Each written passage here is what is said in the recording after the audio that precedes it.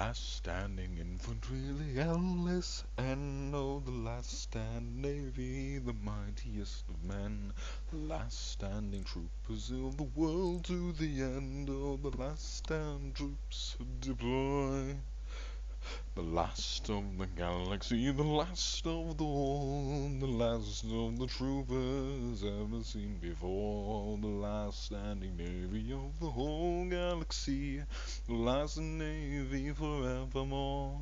Oh, the last infantry, we do not fall, we simply rise to the battle evermore. Oh, the last stand commanders of the whole galaxy, the last stand navy, the last stand infantry, the last navy of it all.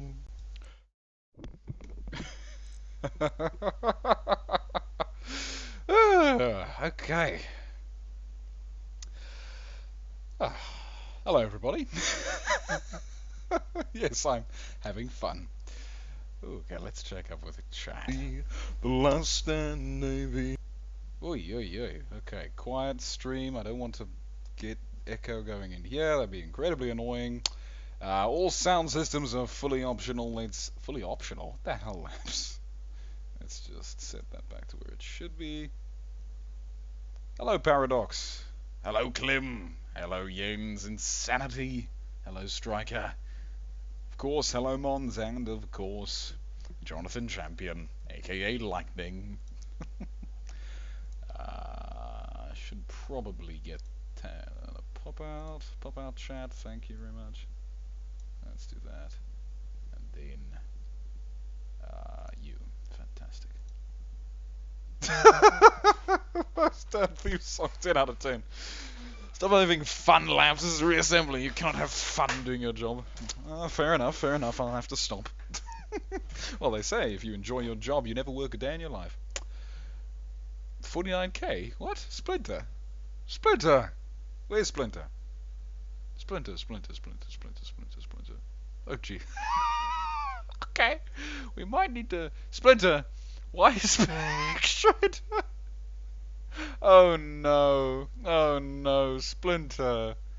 You made a big error. Oh, Splinter. Look at... What is this? You know, I got this, I think, a few hours ago, and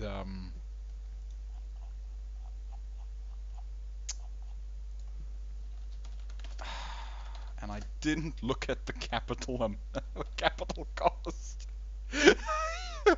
You know, Splinter, your capital is 21,000p instead of 60,000. I don't suppose you have a replacement. What in tarnation indeed, Splinter.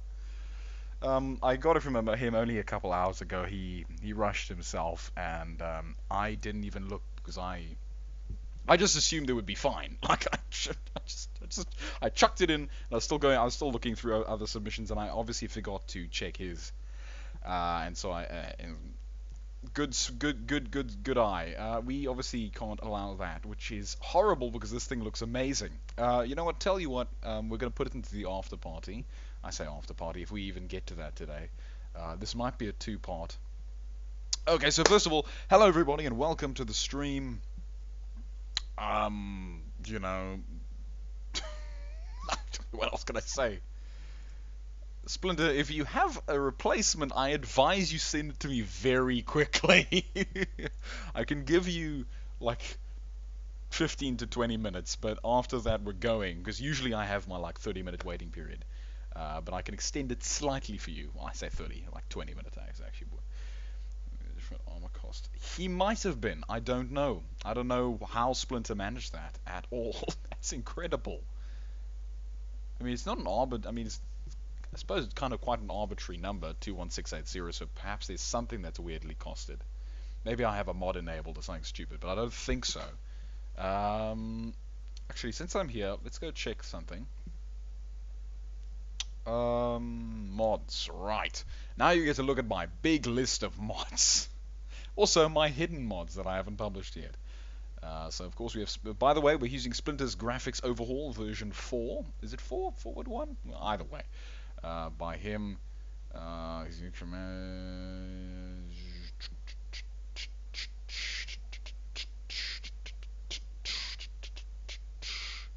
Yarnians. I don't have any September tournament mod. We don't want that. We need to make sure. Just to make sure of one thing: the Reassembly Erect tournament mod is enabled. Greatest to the least. Is the void. Carl.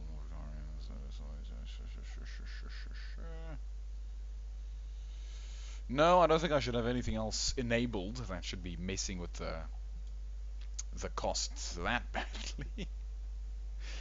And is in the middle of something. I see. Anyway, let's go back into the tournament. Splinter, you have like a couple minutes. So. Yeah, and they should be 4p for me as well. But I can't check that right now. Okay, leave me a second. I'm going to just black this out. I'm going to open up the sandbox and import it. I don't want to give you a big show before we're done. Import. Right, let's go find Splinter. Splinter, Splinter, Splinter, Splinter. Okay, let's import it and have a look. So, what are his block costs? Well, it's primarily melee armors. Why are these laser your segment 066. Well, I mean, think of Splinter, you're using a lot of armor spikes. Okay, Splinter, I'm going to give you a very quick decision. Either I strip off enough of these armor spikes to reduce the cost, or you send me a different ship. you have a I think me stripping off a bunch of these armor spikes might solve the issue. But I don't think it'll solve it that much. What did you put in here? What did you? You have longbows of deadliness 566. Yeah, your longbows are incredibly costed. I don't. What's the normal longbow costing? I don't know, man. Palator 2. Let's have a look at something very quickly. Did you mean to use the railgun or the longbow Splinter? Because really, it's problematic.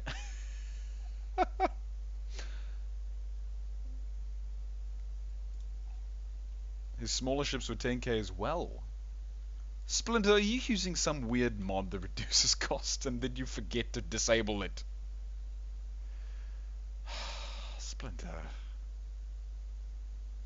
Heavy turrets are 300p. The longbows are 566.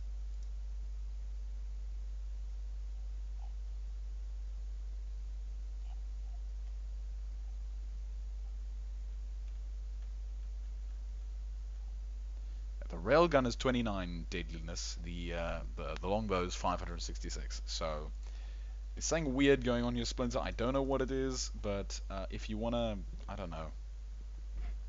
Look, if you get it fixed before before we're done with the tournament, maybe I could mix it back in. But until now, for now, I think trying to strip this thing bare is going to be a bit difficult.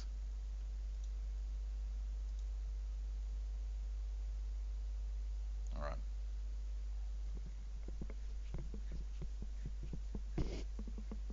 Once this hits 7:15, I'm gonna actually go start the tournament. So you have 2 minutes to decide what you want to do. I mean, I'm not sure what I can do to this.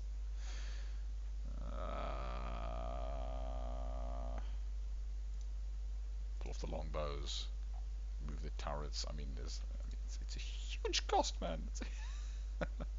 Okay, let's just strip off a lot of these spikes. That might make it a little better. I'll try and be strategic, but I can't be that strategic. I have it in the sandbox right now. I'm pulling stuff off of it as we speak. I've gotten down to 19,000p, but it's still about 3,000 over. So this is going to be problematic. What else is in here costing a lot? These reactors. You have a lot of reactors. You have a lot of reactors, Splinter. You have a lot of reactors, man. A lot of reactors. uh, Lots of Arcuses and things. I don't know where you want me to put these guns. This is all going wrong.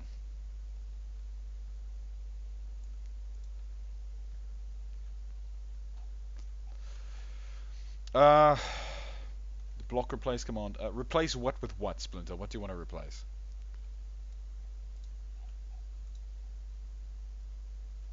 Yeah, yeah, okay, I'll turn on the stream for a few seconds so you can actually see what the hell is going on. So let's... Because Paradox, I disabled it while I opened up the sandbox because I didn't want to show you his ship before we'd actually jumped into the thing. But since we're doing emergency repair protocol, you know, just how it goes. I can replace the longbows with railguns.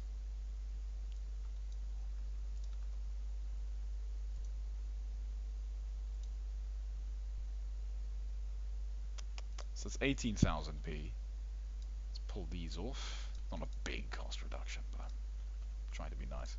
Let's move the big turrets. 7. Move one of these. Still 7. How much power generation do you need? One of those. We got it nearly down to 16. It's just 700 away. Let's remove. Okay, what's the least critical armor? Okay, you'll send it to me. Okay, that's fun. That's fine. All right then. Okay, then I'll stop what I'm doing. Okay, Splinter, I'm waiting on you. Jeez. Okay. Alright, that's fine. Okay, well at least we have one issue dealt with.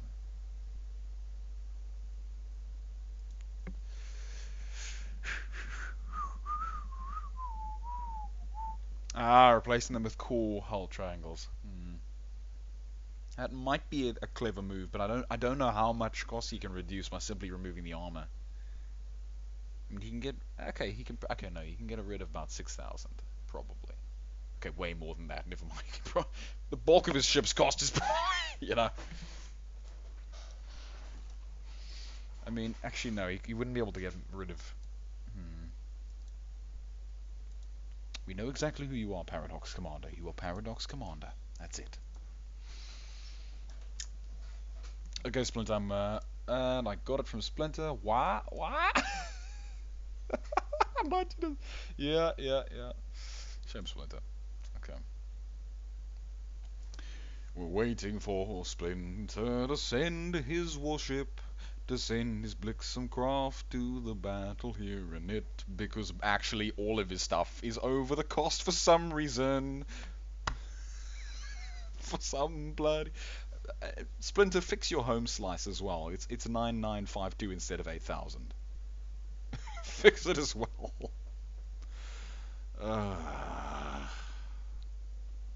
And then make sure that the Orion is faster than the Alpha, which is faster than the Beta. Do all the things. This is like me and Husk building my emergency for all the fleet before Mons' tournament. Or was it Mons or Supple?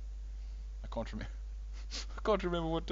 No, it was Mons'. It was Mons'. Just like in like the few hours before the actual stream, I was dictating to Husk and he was building it because I was nowhere near my computer. I was only mobile. I was miles away, and I couldn't do a thing. So I had to basically dictate to Husk how to build everything. Then he sent it in under my name, and this is hilarious. Ugh.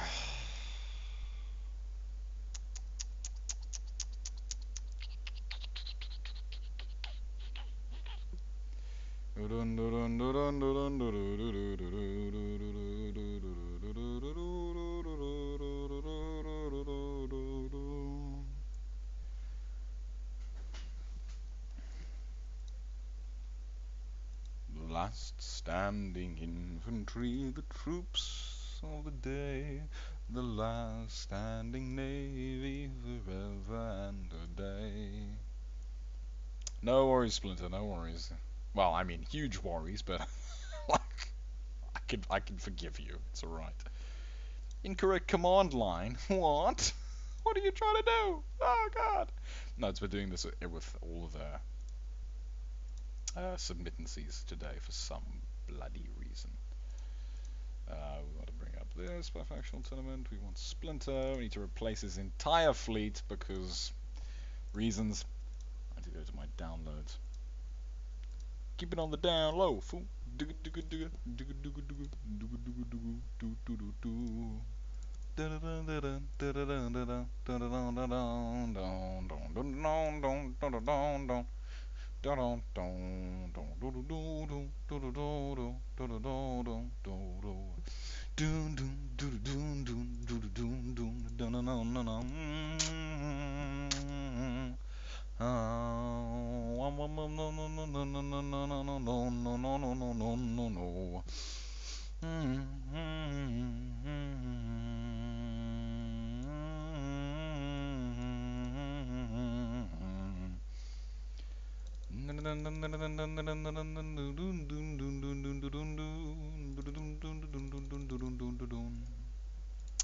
Splinter added a bunch more.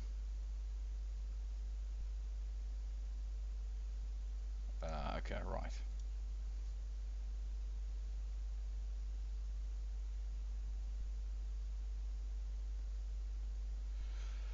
Okay, right. Let's actually. Okay, I'm just gonna.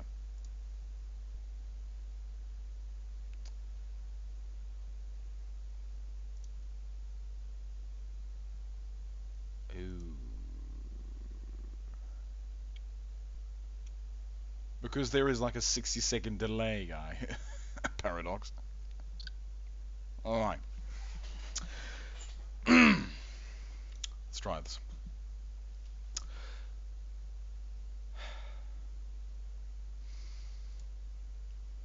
Hello everybody and welcome to the second capital class tournament. This time we're doing a die or bi or whichever duo numerical structum you want, factional tournament, in terms of you get to have two factions at your disposal when building ships. So we have Terran and B, or the Beeren. You can build. We'll get a little later. We have the Terran and B, the Beeren. We have the Red and the Crystalline, which is the Crystallate, I believe. Yes, the Crystallate. And then we had the Farmer and the Sentinel, which was the Farmanel. And of course, this is layered on top of the standard capital. Well, I say standard. We've only really had one, but of the capital class tournament format.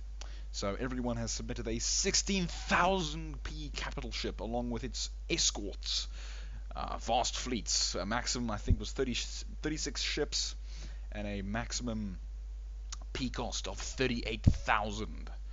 Now, gentlemen, please look and tell me if any of these fleets are over limit or anything stupid. Let's minimize that. Pull up this. Take this. Close it. Throw that other thing over there. Good. Discord, go away. Right. Okay. Everything's ready.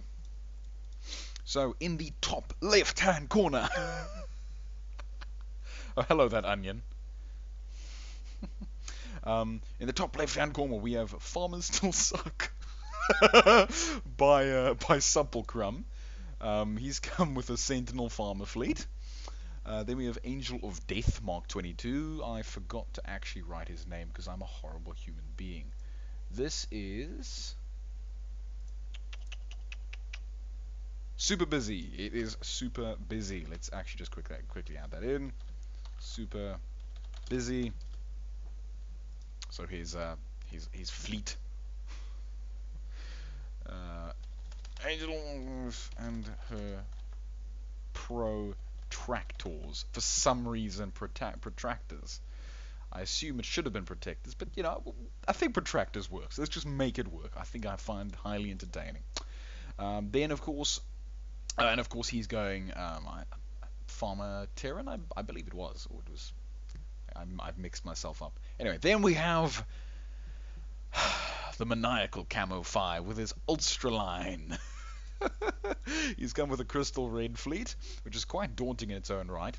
Then we have Consider, Condense, Consume by Debris. He's rocking a crystal red fleet. Then we have Beatus and its 19 disciples by Drills. For some reason, it isn't here. And he's come with his Terran Farmer fleet. I mean, Terran B fleet. Jeez, I confuse myself sometimes. It's quite effective. Then we have Rama Royalty by the Duke Slayer. We have the Crown Oddity by Duke Slayer. We have the Prince Oddity and the Oddity Knight.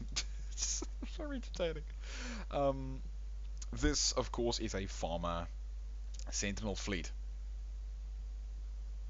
Oh, okay, fair enough. You know, I mean, I understood it as a pun, but I also understood it as madness. So, regardless of such. Then we have Advanced Circuit T794 by Floof. For some reason, people haven't added their names, and I don't know why. Then we have Inescapable Phobia by Icemorn. He's come with a pink B Terran fleet. Then we have The Eternals of a Blue Sky, and this is by Infamous Yenu, I believe. Was it Infamous? Or wait, let me quickly check my unit structums. Yes, it is Infamous Yenu. So we're just going to say Infamous. Click into the thing, please. Infamous. So we know who Infamous is. Actually, let's just write it all out. Yenu. I like that I'm doing all of the maintenance now because I'm a horrible human being. Then we have Ray of Hope. No one put their names in anything! By Insane Asylum, I believe it is. Insane Asylum? Ray of Hope, yes, okay, it is. Then we have Taken Incursion by Striker 50159. He actually put his name in. Well done. Oh, shame. Then we have the Cronus Initiative by Husk, and this is a very cool fleet. I really like the look of it. Then we have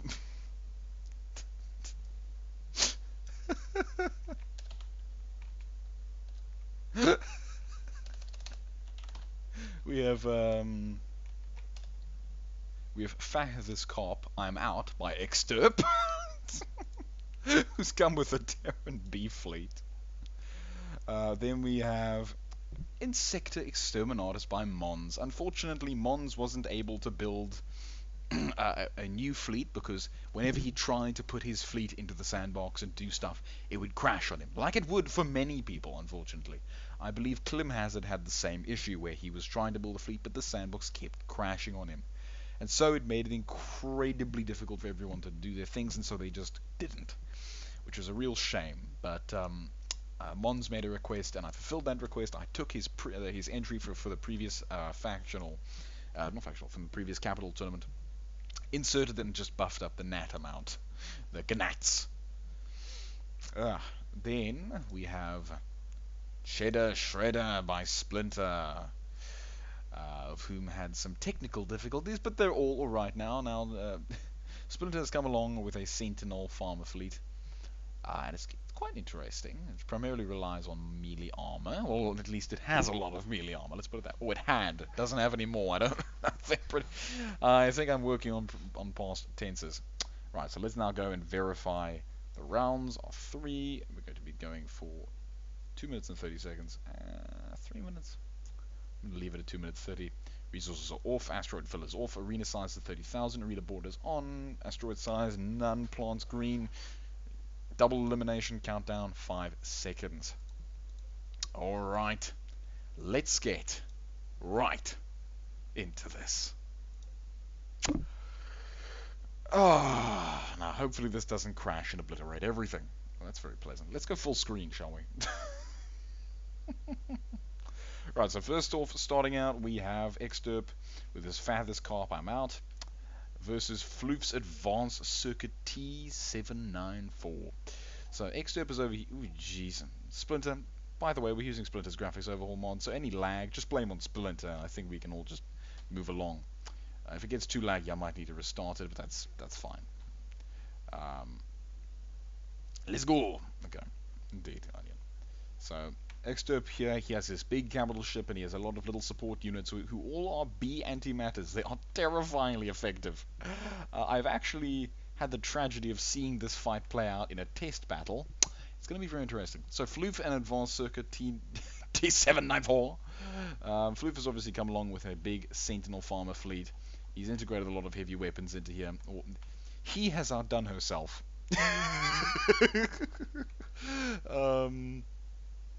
That's a running joke. Only a few people should get. Anyway, moving along. So Floof has obviously built his, big lengthy ships that are aesthetically pleasing, but not technically hyper effective. They do have an interesting skeleton in terms of this armor, which should help it, remain structurally stable in most cases. It's got a lot of generators in here, which make it look a bit explosive. And you see, Splinter, this is what I meant by the bloom effect. It's fine. I'm making a joke. Doesn't matter all too much. It looks very nice. He has a lot of support craft, which each look quite different. They're quite nice. Right, let's just let this play out. Okay, so first of all, Exterp's ship is stupidly fast. His little support ships are even faster, however, so they are technically legitimate. Boom. Okay, first little support ship down. Second little support ship down. And you can see that this is not going in in Floof's favor at all. Those antimatters are a daunting target.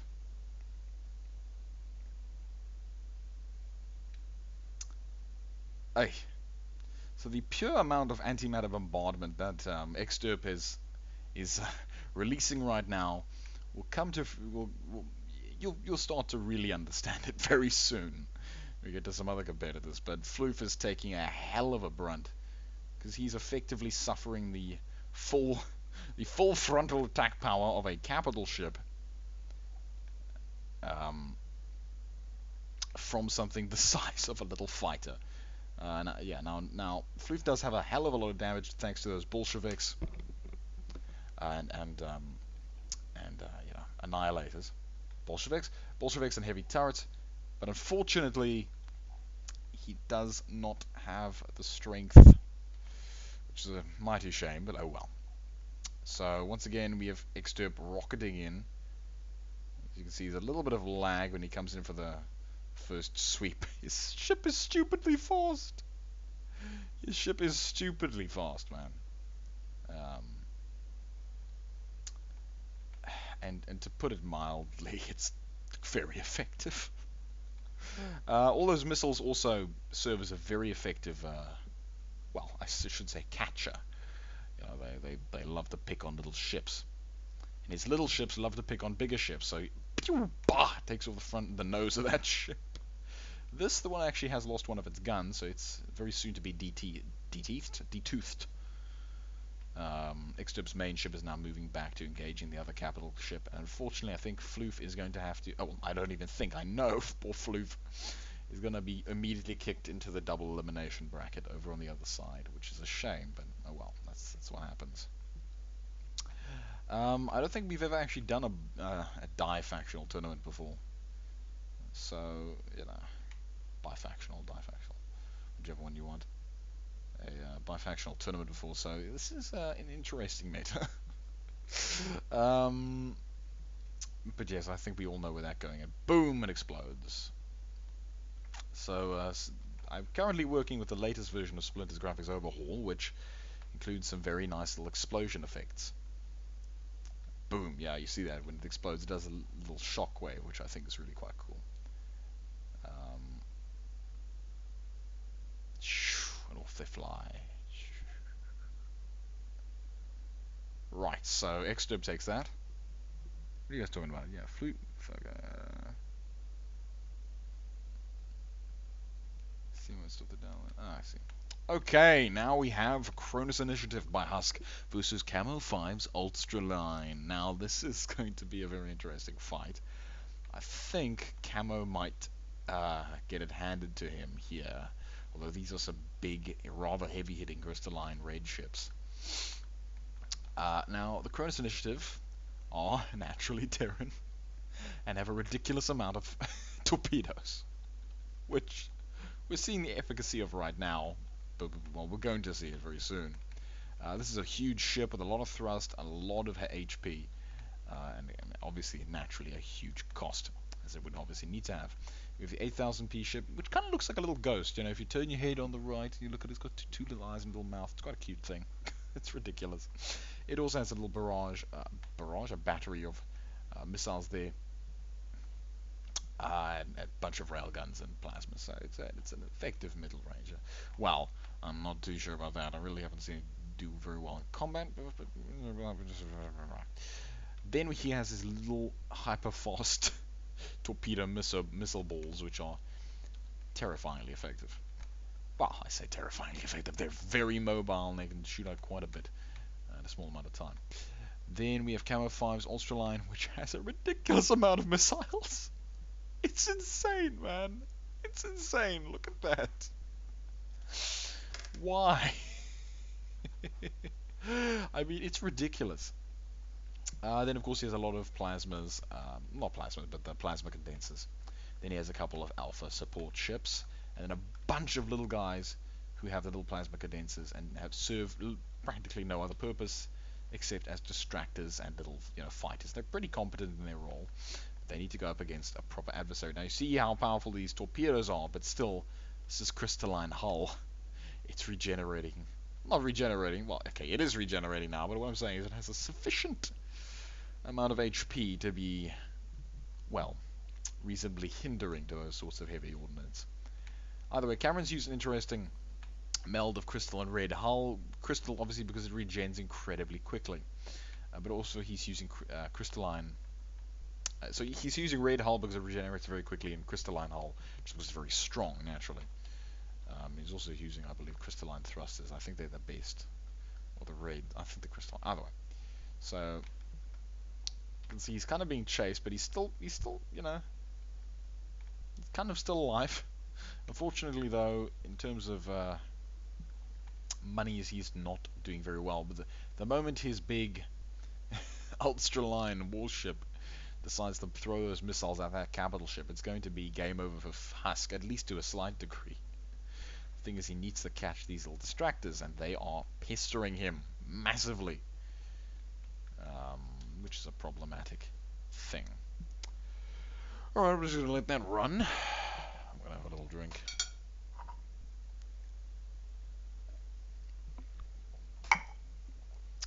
There we go. And yeah, it's a very cool capital ship. I really like the look of Husk capital ship. That thing looks awesome. It looks really good. Like really super good. I like it. But yeah, boom! It pops one of the big ships up there, which is unfortunate. Yeah, and they off goes coasting.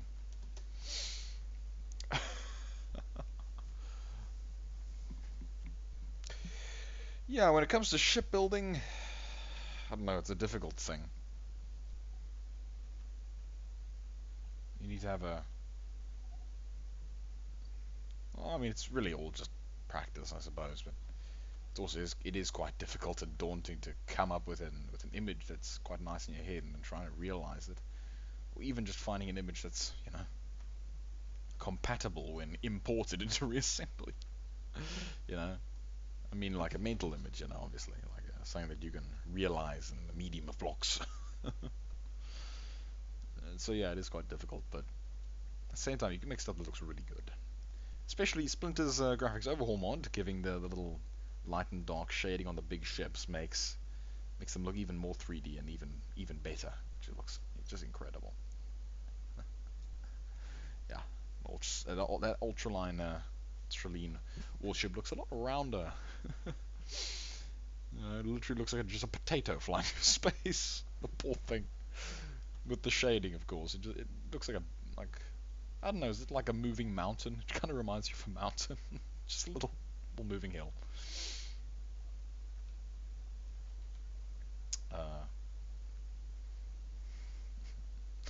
Clem.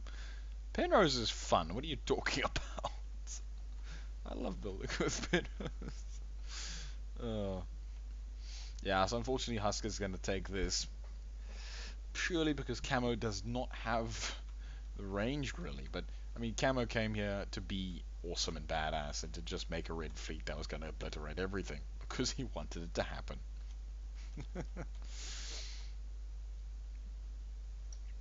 Hey Jens. Yeah.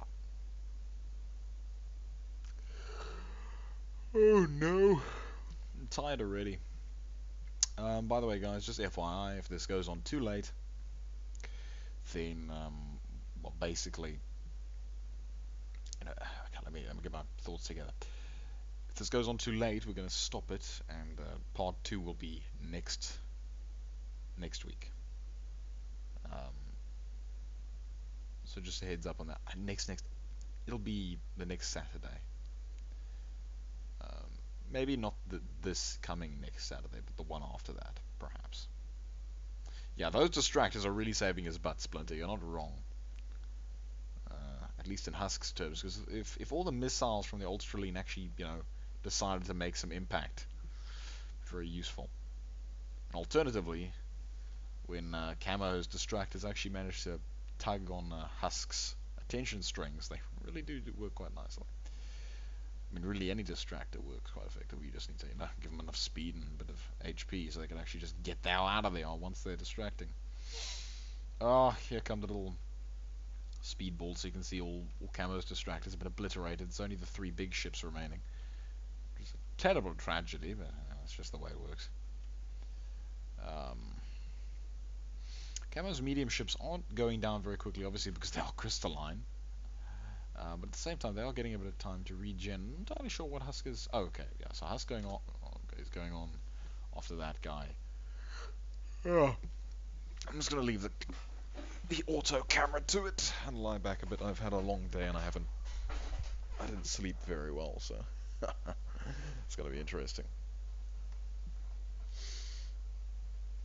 Oh, you got Onion. You're watching on your phone, but you're using your computer for the chat. What? Hello, King Benjai.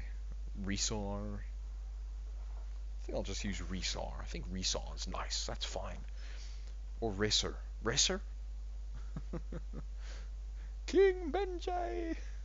Benjai Resser. I think Benjiriser. Benjiriser. Gyroscope. No. Benjiriser. Benjiriser. I think actually just Ben would be better. Let's just call you Ben. I think we should use Ben. That works quite nicely.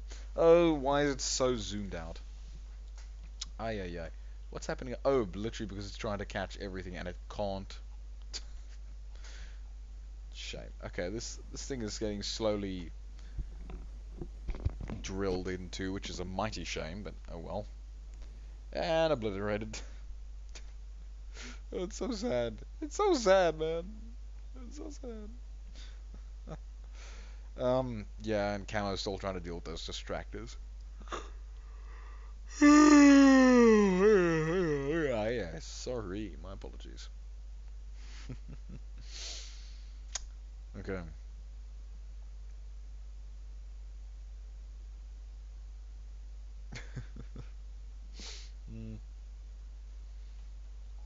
Yeah, so these 2 ships are kind of slowly making their way down to the battlefield. Yeah, poor Camo doesn't have the maneuverability or the range to catch those things. Hello, Drills. Thank you for hosting, yada yada. Oh, my pleasure, yada yada yada. My pleasure. It's always fun. It's always very entertaining to watch these different ships by different people's creations. Just rough it out. I mean, people complain about the 16,000 cost, and I'm like, That is literally the point of it. They're just like, it's so inefficient. Why are we building 16k? Why? And the answer is to build effective 16Ks. That's literally the idea. Oh, that's hilarious. Ja, jena skis. Meneerens. Very sorry. Very sorry. I'm gonna sleep well tonight. Hey. Yeah, rip Floof. Poor Floof. Oh, but Floof didn't expect to do very well, so it's alright. But yeah, I mean the Ulster line are seriously heavy close ranges, and you know, poor farmer. Poor farmer. No, farmer sentinel. Even the might of farmer sentinel could not hold up to the madness that is crystalline. Which is not saying you expect to hear. I mean, you expect the sentinel to be taking this, but in terms of just raw brawlers power, you know, I mean, the crystalline are very effective. Yeah, look at that. That's ridiculous.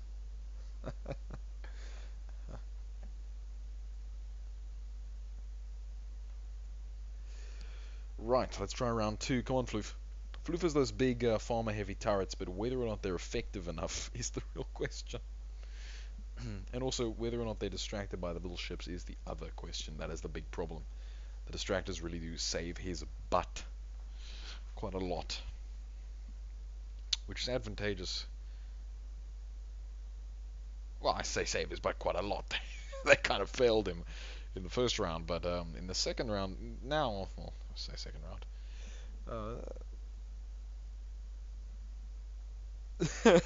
Buy me a supercomputer.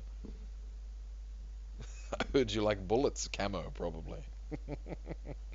Yeah, I mean, the entire idea behind this fleet of camos was just to be incredibly good at brawling. I can't even, maybe I'm talking, maybe I'm thumb sucking, but I can't even remember what. I can't remember exactly. I don't know.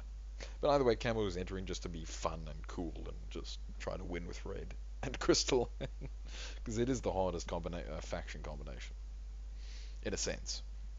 I think Farmer still gets its butt kicked, unfortunately, but it does have the assistance of Sentinel, which isn't something to be scoffed at. Right, unfortunately, poor Floofers is out of the game. It's a mighty shame.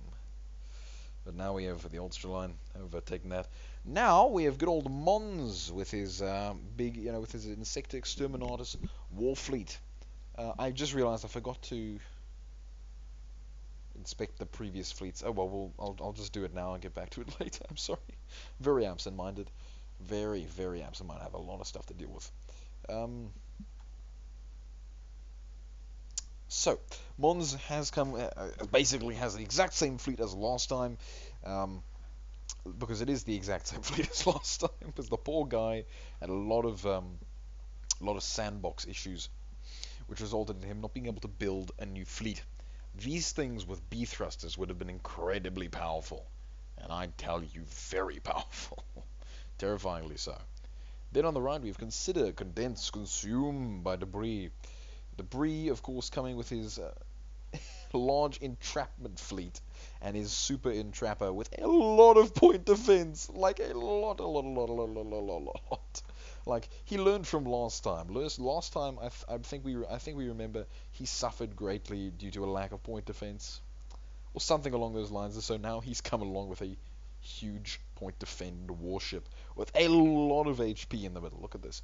So this is obviously crystalline red, which means he has a lot of HP to work with, and he's some decent thrusters and the most effective point defense in the game, as well as the most effective close range weapon in the game. Well, I say close range weapon, most effective cannon, because the plasma condenser is ridiculously effective. The Terran scale 3 plasma is okay, but the crystalline one just beats everything hands down. At least as far as I remember. Anyway, let's just let this run.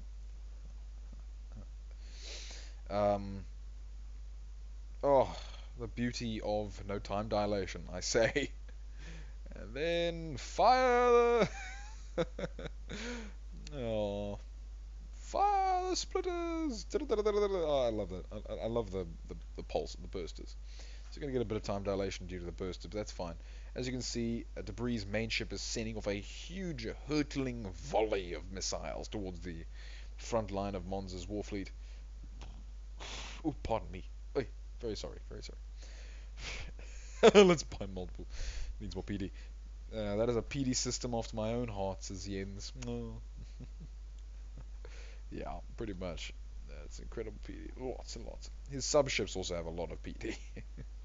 Red being effectively the best faction for PD, basically, because of those little things that just 3p and very... my ear is itchy. Sorry. Very effective.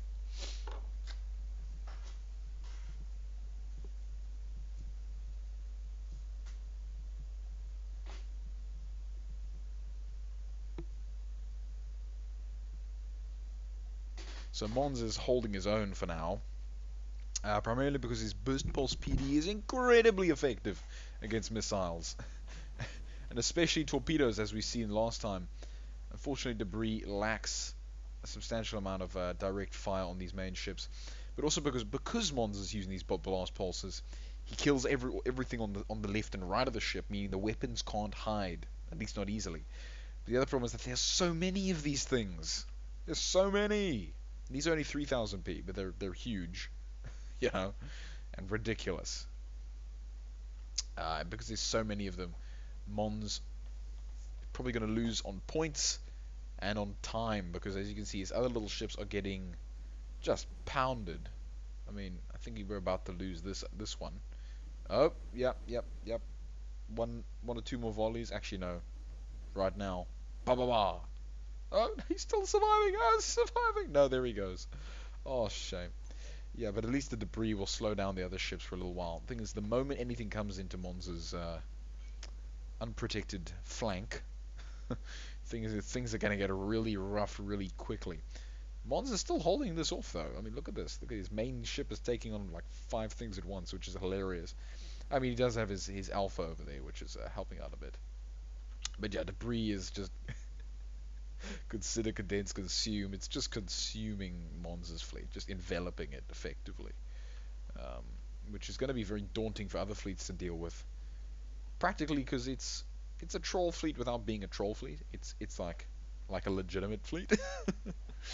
Like, you know, it's a tank fleet, which is pretty good in its own sense. It's a tank swarm, which is bizarre and hilarious. Like, okay, it might not be the fastest thing in the universe, and kiters are going to run their little butts around it, but there's so many of them that they're just going to... No, gonna have a whale of a time. Yeah. Rip Mons, probably. Yeah, Debris is leading on score now that his big ship is getting closer. Those plasmas, and maybe even the... Oh my goodness.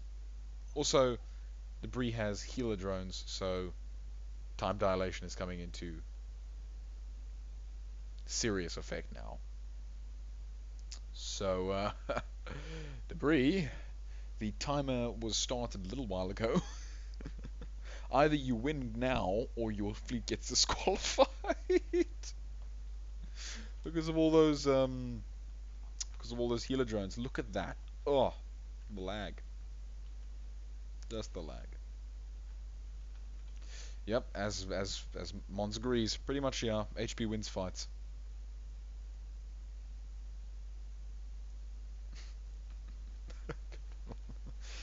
These are very thick ships. Well, very... Yep, okay, so here... Yeah, and boom. Alright, the capital's down. Support ships are down. I think we can just call this... Consider, condense, consume. There was no way Mons was going to win that back on points. It was literally impossible. So, that's fine. We're going to continue. Alright, Mons, one more try. Come on, Mons, I believe in you. Well, I suppose there really is no hope. But let's just have a quick look at how many healing drones this bloody Debris warship pumps out. They should have been banned for sanity reasons. But this fleet either kills the other thing, or it doesn't dilate all too hard. But it does dilate, so you know, I might need to veto it at some certain junctures. But we'll have to just see how that goes. Mons also has just a lot of gnats because I filled in the remaining P disparity with just thousands of gnats, not gnats, gnats. And so they're cute little ships. Look at these little things. They're so silly. Unfortunately, they are being considered condensed and consumed by debris. Ooh, this is interesting. Okay, if Mons manages to get all of his 3 capital ships onto this big mega mama, this might actually go pretty well for him. If he can take out the big ship, at least, he might have a far greater chance of taking out these other things. But at the rate it's going, I think he's going to lose this first ship. Mons' ship design, by the way, is quite smart in its own sense. The kite design, useful because it's a very simple geometric shape, but also just because it has a relatively even HP distribution. Relatively even, I say. I mean, it has slightly more at the front and a equivocal amount at the rear and sides. At least in relation to where the command core is sat, if you think about it. So it's a little more optimized for forward combat, as it should be. Anything that doesn't have sufficient frontal armor will always be immediately obliterated.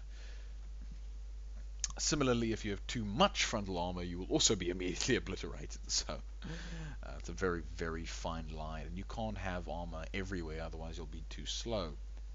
That's the primary issue. Now, Mons' big capital has a lot of railguns, which can do some nice chewing. But you can see, because Crystalline is so powerful, well, at least their HP is so powerful, a full barrage of Mons' railguns basically only really destroy 1 block, which is ridiculous.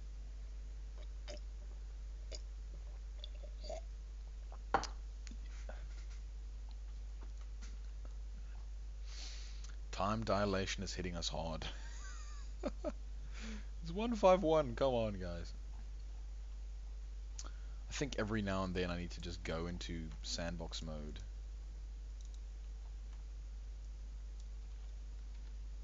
Pause it.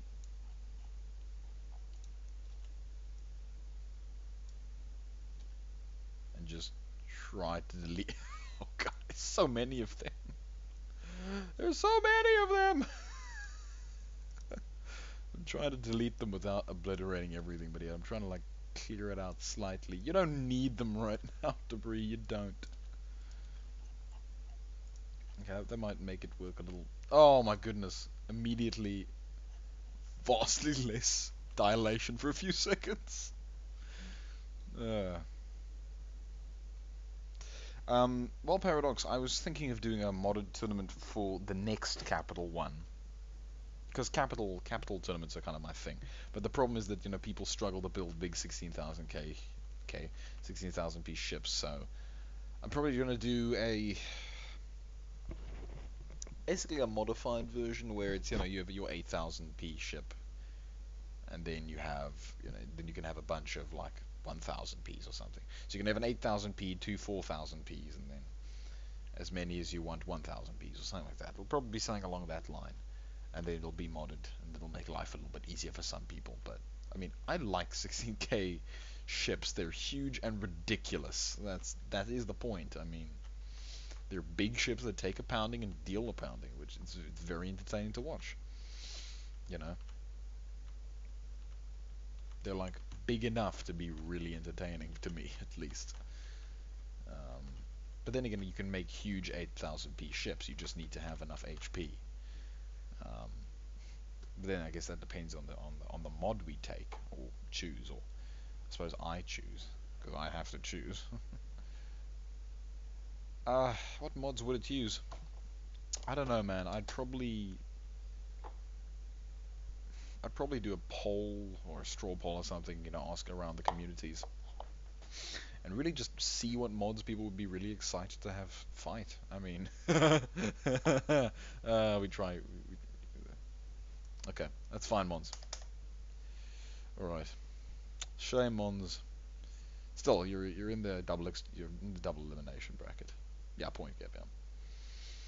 Great. Now we have Insane Asylum, who's a new guy, versus Super Busy, who Super Busy. This is only his second tournament. Yeah, but these are some very interesting fleets. This is super cool. The Ray of Hope. And it's literally a manta ray, which is wonderful. And these are also pretty effective things. Hey, hey Husk, you've been doing a good job, by the way. You kicked Camo 5's butt, which is hilarious. But yeah, now we have Insane Asylum with Ray of Hope, and Ray of Hope is a very intriguing fleet, very entertaining because just a literal fleet of rays, space manta rays.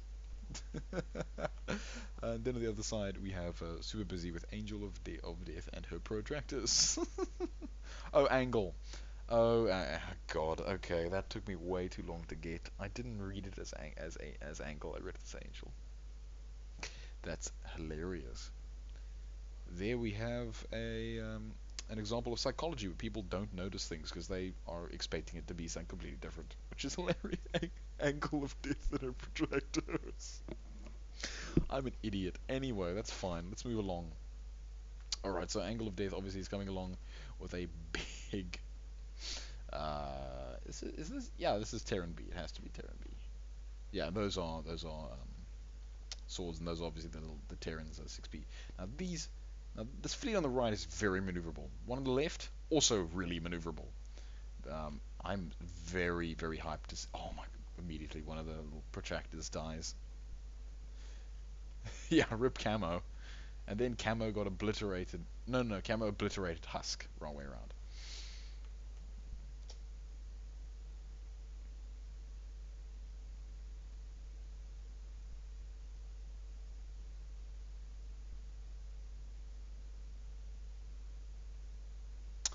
You're not wrong, Onion, but the thing is, that's why I put in the dilation rules and the movement rules and all this other stuff to stop that. And honestly, that can happen in any tournament. People abuse stuff and do really cheesy stuff in any tournament, in every tournament, I dare say. So this one just allows for a lot more interesting things. I mean, huge torpedo barrages are highly entertaining. Very effective. Yes, Camo did obliterate Floof. Not the other way around. Camo obliterated Floof. But yeah, so here we say Insane Asylum with Ray of Hope annihilated the Angle of Death in her protractors. Which is just hilarious. The Angle also comes with a lot of torpedoes. I mean, look at these things. They are torpedo galore.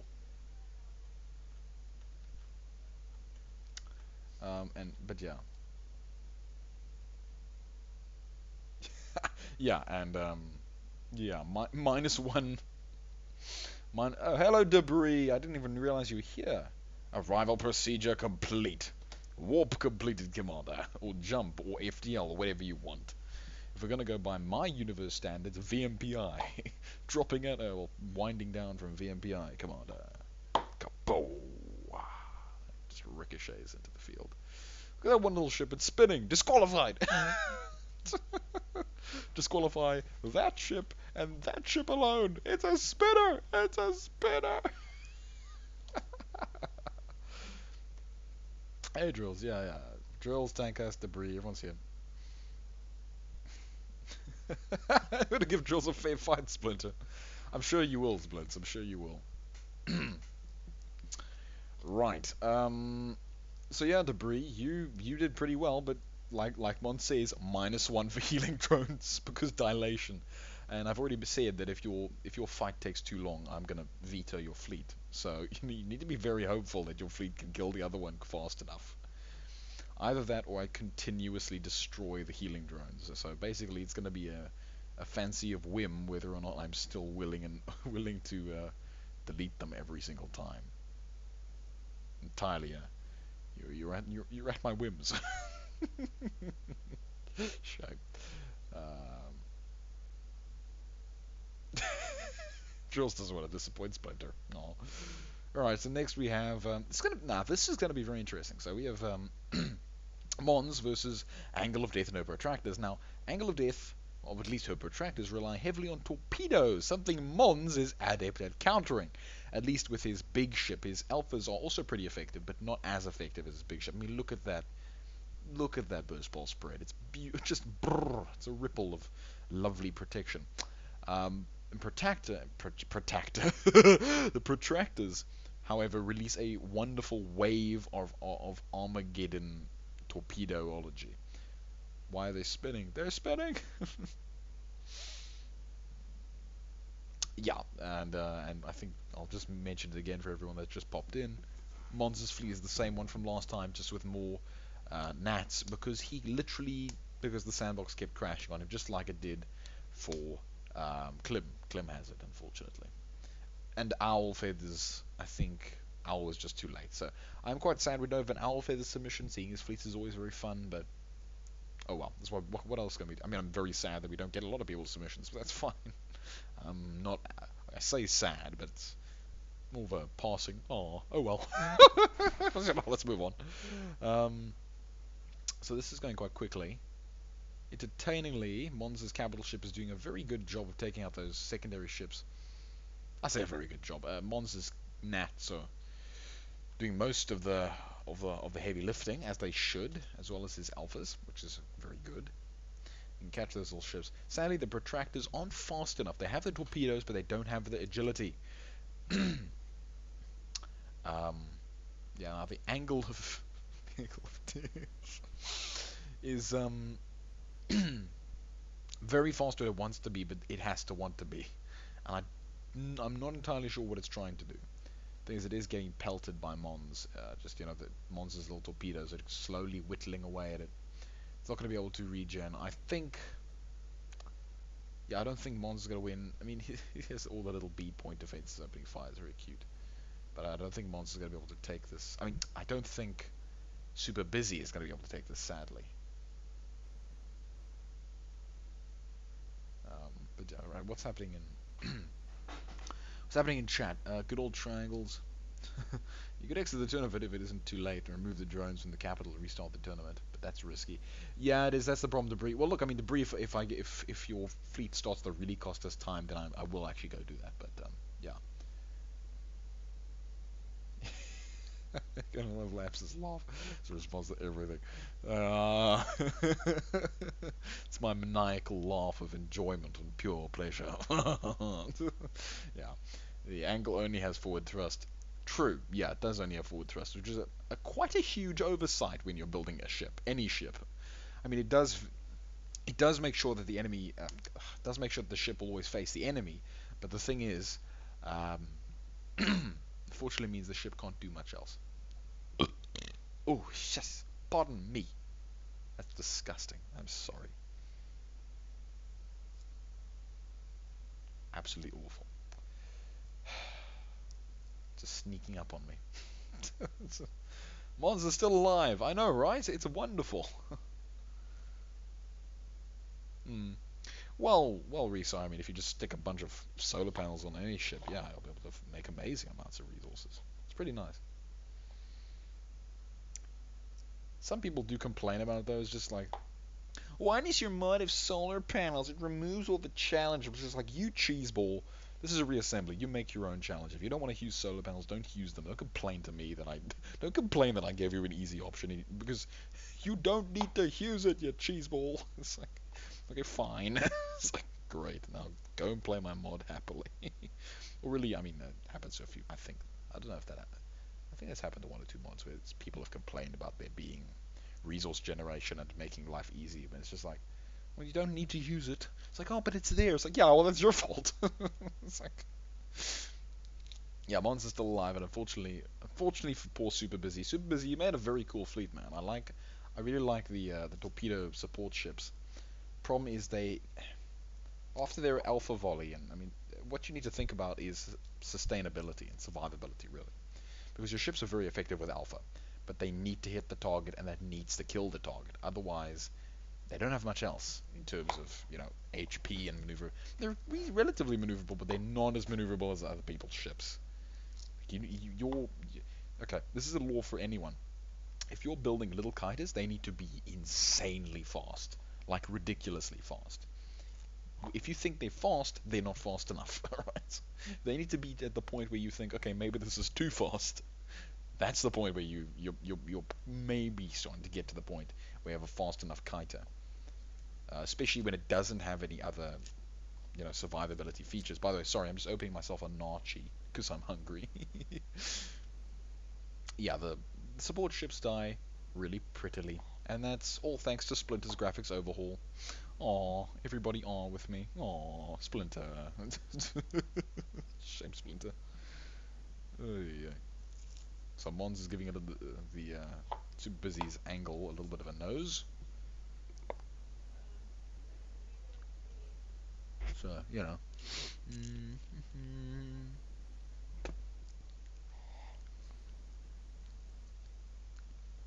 Ah, the juice of an Archie. Wonderful.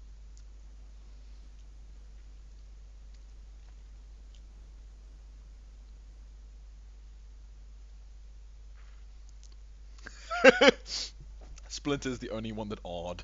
The singular only one. Oh no, Yen's odd, Mon's odd. Fantastic. You can tell how delayed I am, by the way. You can tell just how delayed this is. Sorry, I'm not focusing. Right, now we have Duke Slayer versus Striker 50159 with the Taken Incursion. So we have the Rama Royalty versus the Taken Incursion. Now the Rama Royalty is a thruster ball omega fleet. Laps, sing an epic song.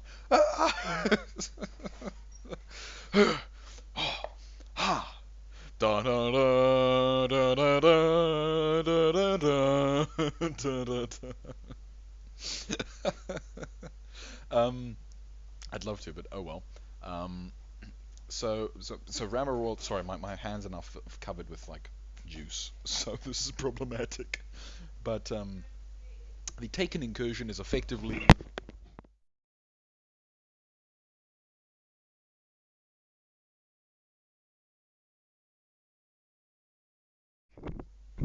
Okay, sorry about that. I don't know what Taken tried to do, but he tried to do something. Either way, it functions. Um, Now Taken is, as you can tell, a Penrose, so he's crystal red. He's quite effective. He's interesting little fleet. I like it. I like the Taken Incursion. I also really like Rammer Royalty because it's just ridiculous, and it looks very cool. So let's just unpause.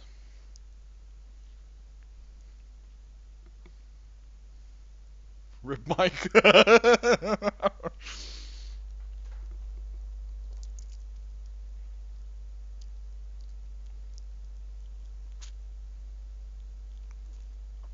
Yeah. So Duke Slayer has his uber maneuverable thruster walls, which are very effective given the right circumstance. Far over the misty mountains cold. I don't know that one well enough, sadly. I don't know, man.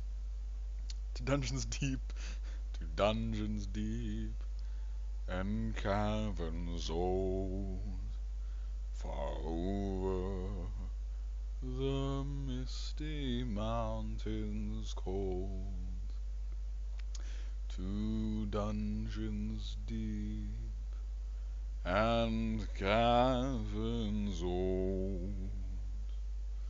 And then I don't know how it goes, but like Mons was thankfully writing it out, but then apparently stopped, which is very sad. Anyway, Nachi, how lovely. Did you guys get Nachis? I don't know. Basically, imagine an orange, but better.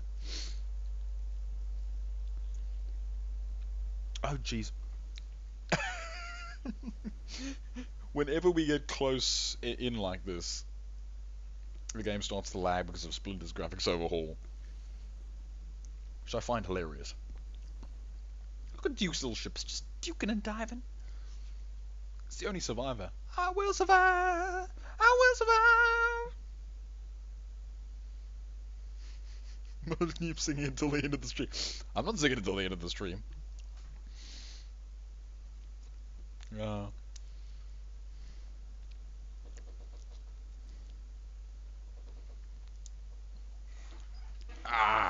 okay. Get all Comfy.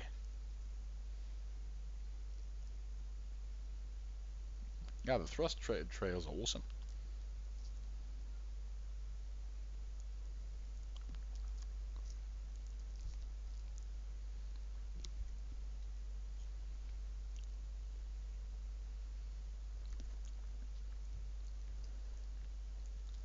Wait, are these? No, this isn't crystalline. What am I talking about? Rip Duke, I guess. Yeah, Duke had a very cool fleet, but unfortunately it's getting its butt handed to it right now, which is a massive shame. Oh no, there goes a piece of my launchie. Ah, crap. Where is it? Where is it? Ah, it fell on the floor. Too late for that, I guess. Now, we'll just give it a little dust off. Take some toilet paper. Give it a little dusting, you know, give it a little clean, little... Here we go. Yeah, get all that dust and dirt off it. Oh, fantastic. Just like South Africa intended.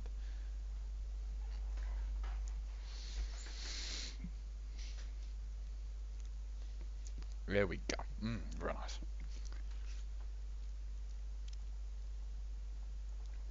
Yeah, so unfortunately, Duke's Farmer Sentinel warships don't work that well.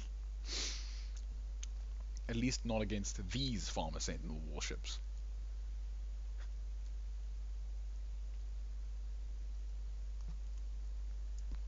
Because Striker is Farmer Sentinel.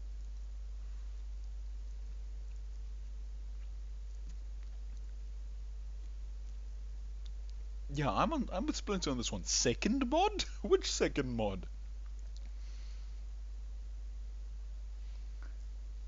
No, it isn't drills.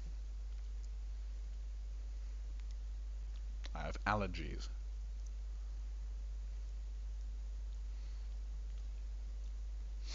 Right.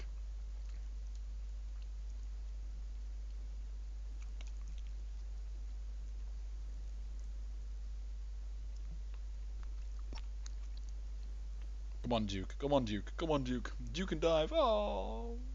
Yeah, those lasers are a deadly combination for dealing with threats. Lasers and missiles usually work really well.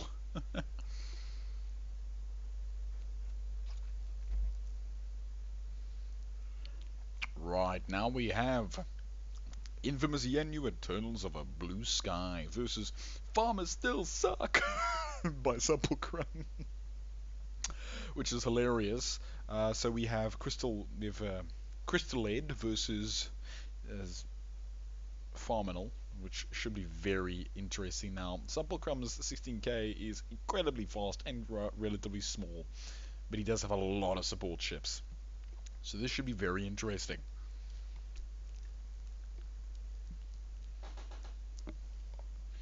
And caverns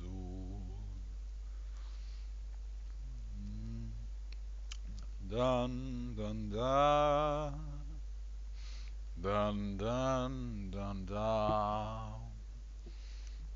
Dun da dun da da dun da bum bum bum bum ba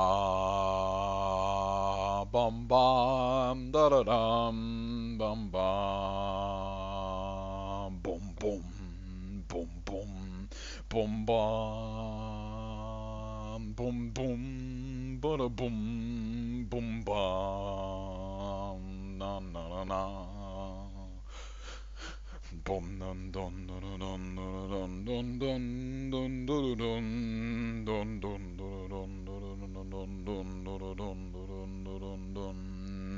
dun dun dun. Supple Crumb is getting the cheese kicked out of him. Bim ba da dim da dim da di da dim da dim ba ba dim bum dum. The Eternals of a Blue Sky.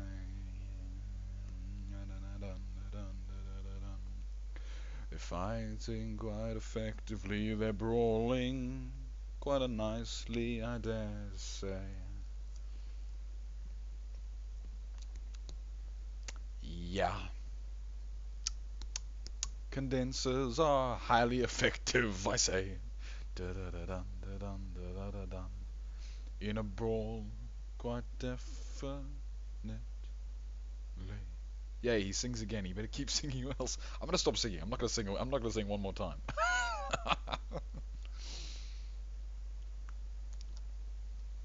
Yeah, the melee nerf, which originally I forgot to include a melee spike limit due to the melee nerf. I assumed the nerf was sufficient to basically make it less OP.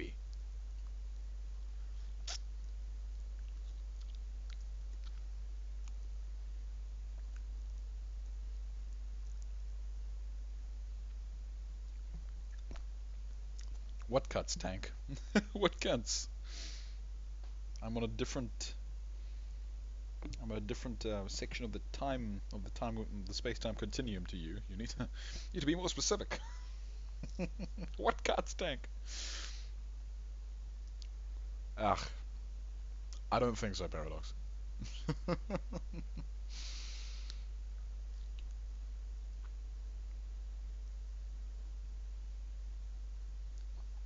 Oh yeah, I haven't been watching the battle that closely because I've been trying to watch chat and eat nachos.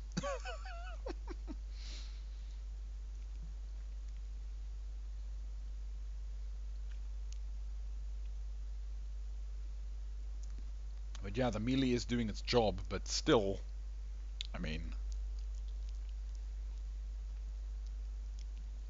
Splinter has one win and he's climbing rapidly. The thing is, the moment any of his small ships get caught in that, ooh, that one just got caught nicely. That plasma condenser Armageddon, things go badly.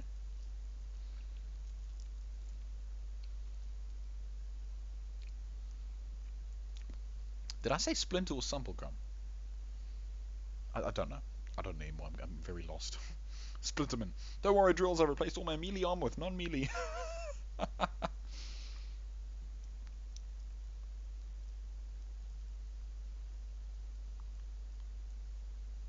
It does, tank. It's very sad. It makes communication very hard. Because I have no bloody clue what you're talking about.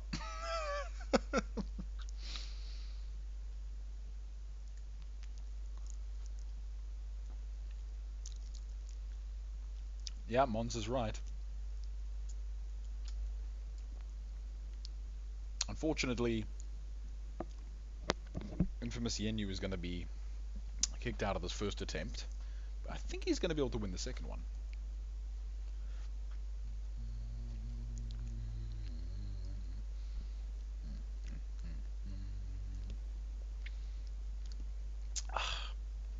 You know, now I have Misty Mountain's tune stuck in my head.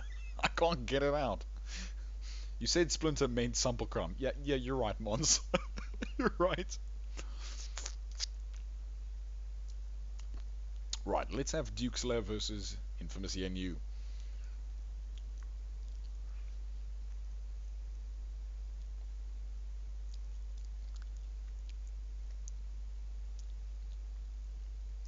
It's fine, Yen. Yen, you have awesome looking ships, by the way. They look awesome. I love them.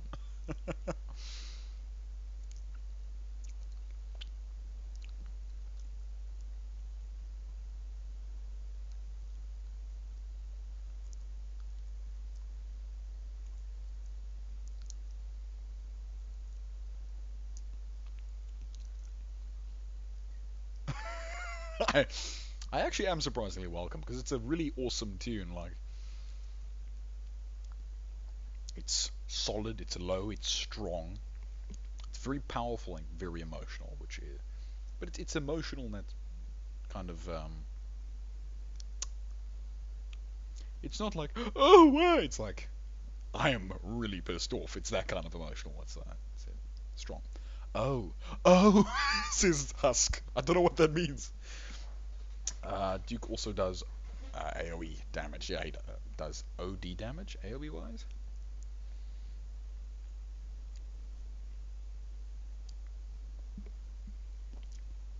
OD damage? You need to explain. You do. You really need to.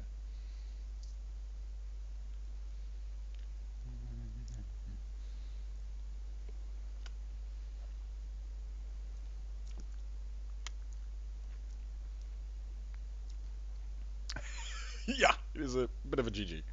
Um, Duke is chewing Yenyu up. Unfortunately.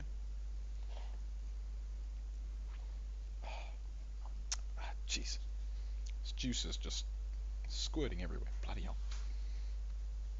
I should probably squeeze these before I, eat them. That might reduce in less mess. Oh. A lot of damage, okay.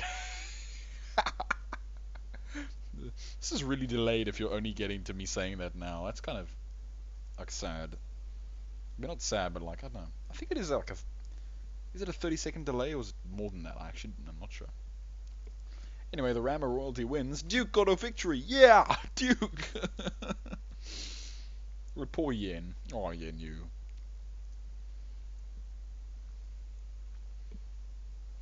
Like I said, Yen, you have a very cool, not even very cool, awesomely cool looking fleet. I mean, look at those damn things. They look really nice.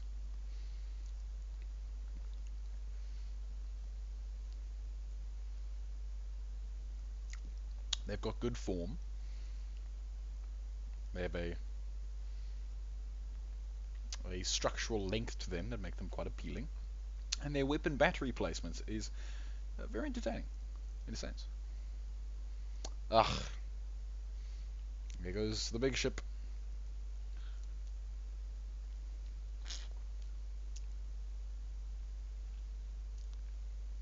It is really delayed, yeah.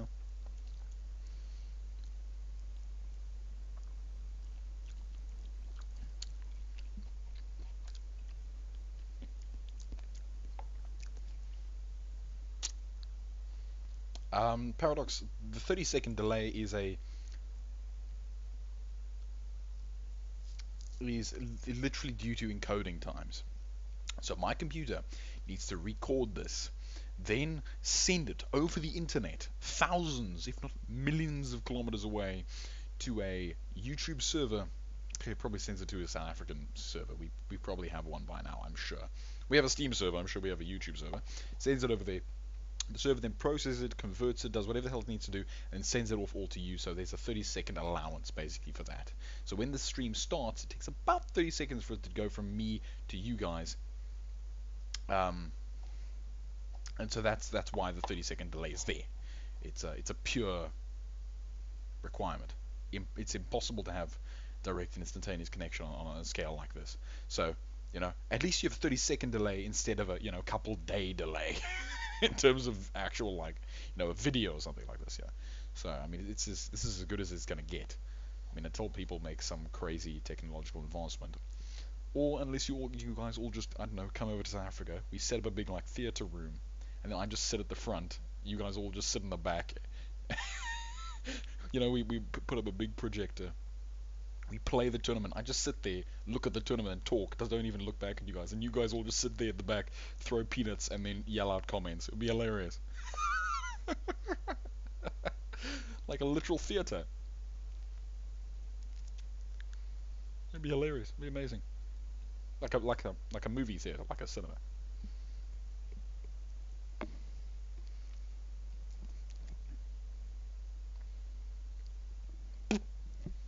Oh geez, I wasn't even paying attention. I'm so sorry, Drills.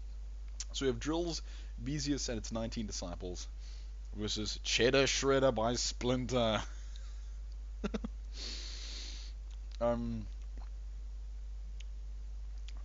YouTube servers would then ship it to our viewers, and that's the wrong side of the planet. Drills have same with Australia, they never show. But also Splinter, I'm sure the possible probability exists to trans more quickly, but the delay is in account for any potential hiccups. Lapscon. Oh yes, Lapscon. I get it. Oh yes, of course. In reference to what I was saying. Held in Cape Town because it's the only sin in South Africa. No. Okay. Either way, so Drills is packing his standard fleet with a bigger mothership. It's the whatever he calls his big ship. I can't remember sadly. Then we have Cheddar Shredder by Splinter, which he had to, kind of emergency fix. It would be hilarious.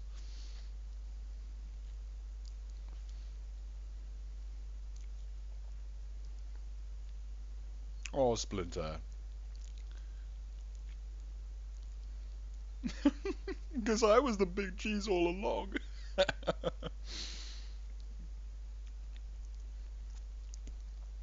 Yeah, you could just fly over to SA. It'd be fantastic. We'll all huddle together in my little computer room and just watch the tournament. It'll be hilarious.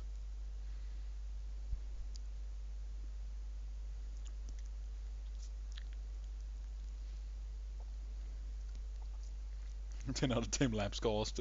Because Laps isn't even focusing on the poor ships. He's too distracted by his food and guff. Well, this looks like a fun fight. Let's scroll in and then S and then A and S. A, S. Look at these little... Okay, yes, I have to use one finger because all the rest of them are covered in Nachi, basically. And I don't want to get my keyboard dirty or anything something like that. Look at these cute little ships. They're just pew pew pew pew pew, you know, they're just enjoying themselves. And then we have the big ship over here to the right. We'll zoom in on it. Zoom, zoom, zoom. D D D D D W W W D D D S A W S A W W S A W W A S A. There we go. A space. Let's just let just let the automated system do it. I don't know where it wants to go. What the hell is happening?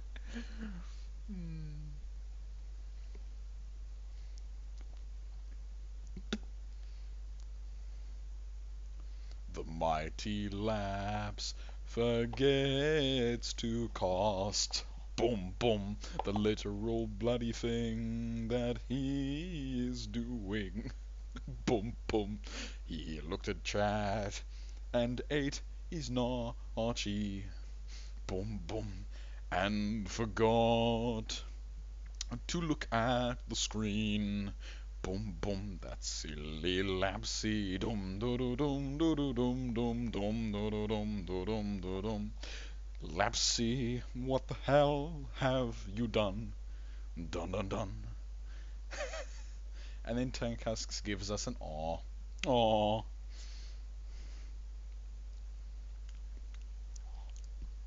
Aw, everybody. Just aw along. Everyone aw. Aw. Aw. Aw, Splinter. Aw, Splinter. Splinter. Aw. And now to wait for delay. Oh, I'm insane. Anyway, moving along. 4, 3, 2, 1, 0. Cheddar Shredder wins.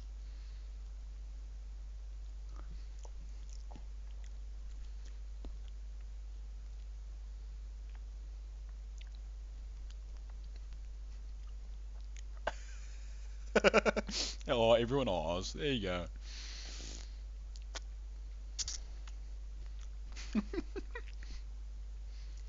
Uncle, Uncle, LMAO. May drills live on and see great success on the other side of the bracket, says Mons. Yes. So here we can see Drills' big, cool capital ship. It actually looks really quite cool. I like it. As you can see, lots of B thrusters. He's combined impulses with maneuverables because then the impulses also get the added burst. Well, not the burst, but the boost.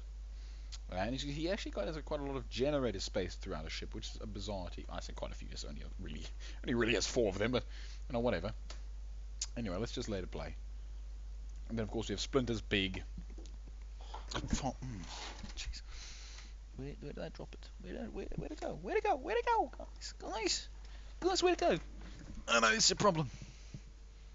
Oh, there it is. Oh, jeez. Okay, let's chuck that right in there. And you in there as well. You there. You there. I actually kind of want more supper, but there's... I've already eaten it all. That's a shame. Right, I'm going to go wash my hands, and then I'll be back. Right.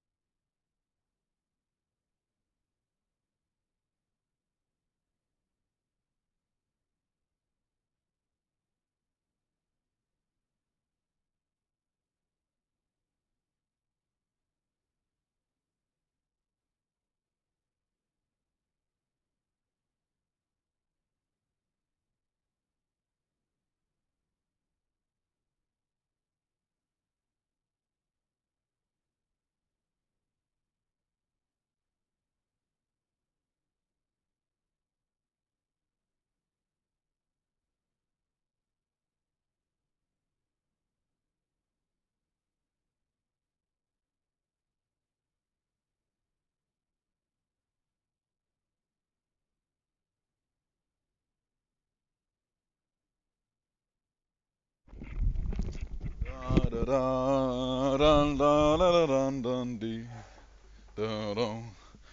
last stand navy. Darn it, now I want to sing of my own galaxy. Bum ba bum. Now I kind of want to find something. Those distractors are too fast and have too much HP in the armor. Not a chance here. Blue ship is going to win. He still got it on LeMayo in core on core. Made real live on and see great success on the other side of the bracket. Oh,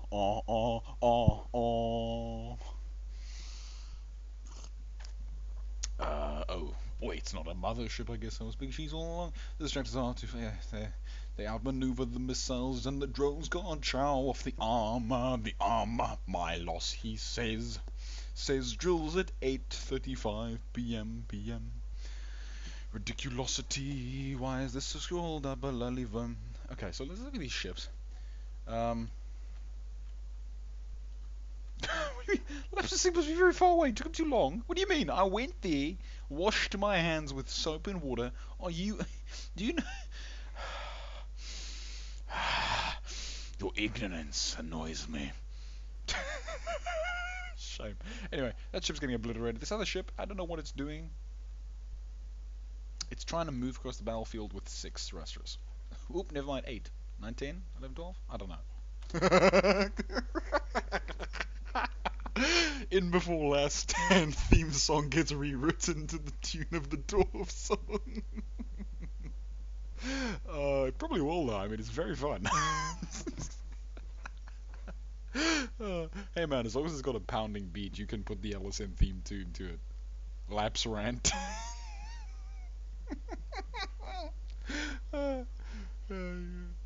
Oh, I have far too much fun. Here we go. Laps rant. Here we go. Thanks, Tank Husk. Thanks, Husk. Very much appreciated. Duke has already felt the wrath of my rants. Now it shall be the Paradox Commander. He shall feel the boot of my rant.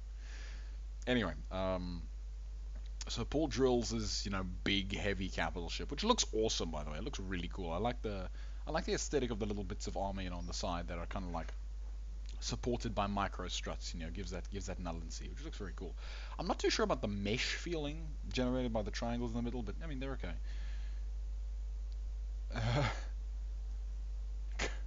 They are going completely mad, sadly. You're 4 of 20 though. Well, now he's 1 of 20. You don't understand. Poor Drills. Drills just very sad. Look at that face. It's like dot slash mouth. And now to wait for... Oh, Drills, does it have any straight up reverse thrusters? Does it, Drills? I don't know. Cheddar Shredder wins, unfortunately, for Drills. Oh, shame. Well, Drills, you're now in the double the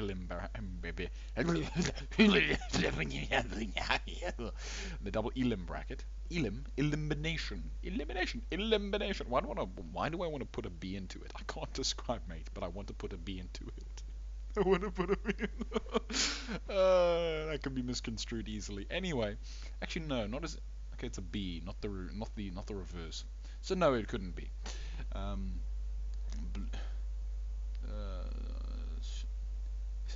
I do love that ship drills, although AI seems to be having weird. Usually that behavior means it doesn't have enough maneuvering. Indeed. Blue ships win. Blue ships wins, as I predicted. He is undefeated. Ares 106. Hello, Ares. I haven't seen you in a long time. I don't think. Have I? I'm not sure, mate. You need to tell me. Anyway, now we have the Cronus Initiative by Husk versus Fathers Carp I'm Out by Exterp. Poor Exterp. And his main ship is getting obliterated because, I mean, we can see why. I don't think we need to really say much else. let's just watch this beautiful ensemble of torpedoic annihilation. Oh, my friend, sacre bleu. Oh, the torpedoes. I'm making this joke because Exterp is French. Anyway, let's watch these. Oh my gosh, he avoided them. He lived. Okay, now the only way Exterp can win is if his little kiter super ships win, which I don't think they're going to do. I freak out every time Laps pauses. Oh, Splinter. Oh. Paradise comment. You dare face me? This is you don't place green phosphorus onto the field. Green phosphorus places you onto the field. It's like Chuck Norris. You don't play the Chuck Norris card. The Chuck Norris card plays you. Anyway, yeah, it's a highly maneuverable ship. It can 180 in about 5 seconds. Huh. Okay, drills. You know, I mean, I saw drills as reverse thrusters. For some reason, he's not really using it. But yeah. By 180, do you mean it's mood? Fucking Splinter. Yeah, you got wrecked by AI then, I guess, says. You got wrecked by AI then, I guess, says Mons. Drill says, once again, the testing is 100% different from the field. Yeah, always is. Splinter, I freak out every time those pauses. Yeah. Ares, hi Labs. Hi Ares. Splinter, oh my god, did my mod break something? Yes, Splinter. Yes, it did. Right. It crashed. Oh, never mind. He just paused.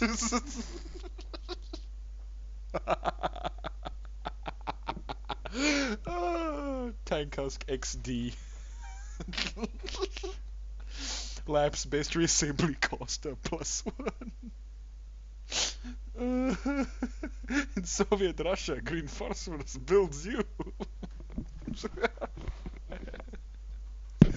I'm dying. Paradox Commander Labs has got to be the best reassembly streamer. Sorry, Mons and Supple.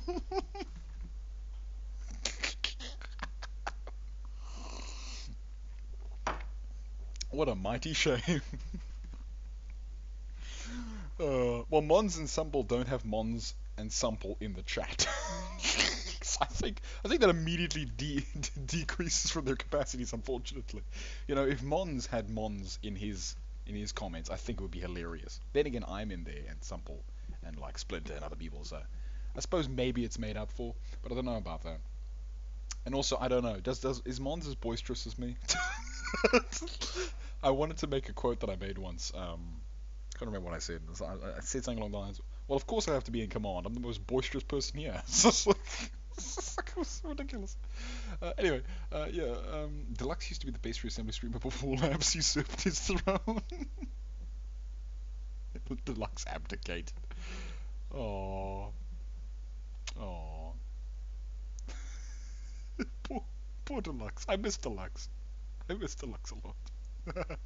I miss casting with him. He was ridiculous. It was very entertaining. We talked about the most random stuff, and it was highly entertaining.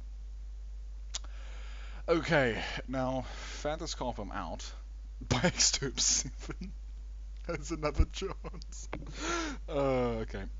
Now I'm basically making ASMR videos with spaceships in the background of terrible video stuff.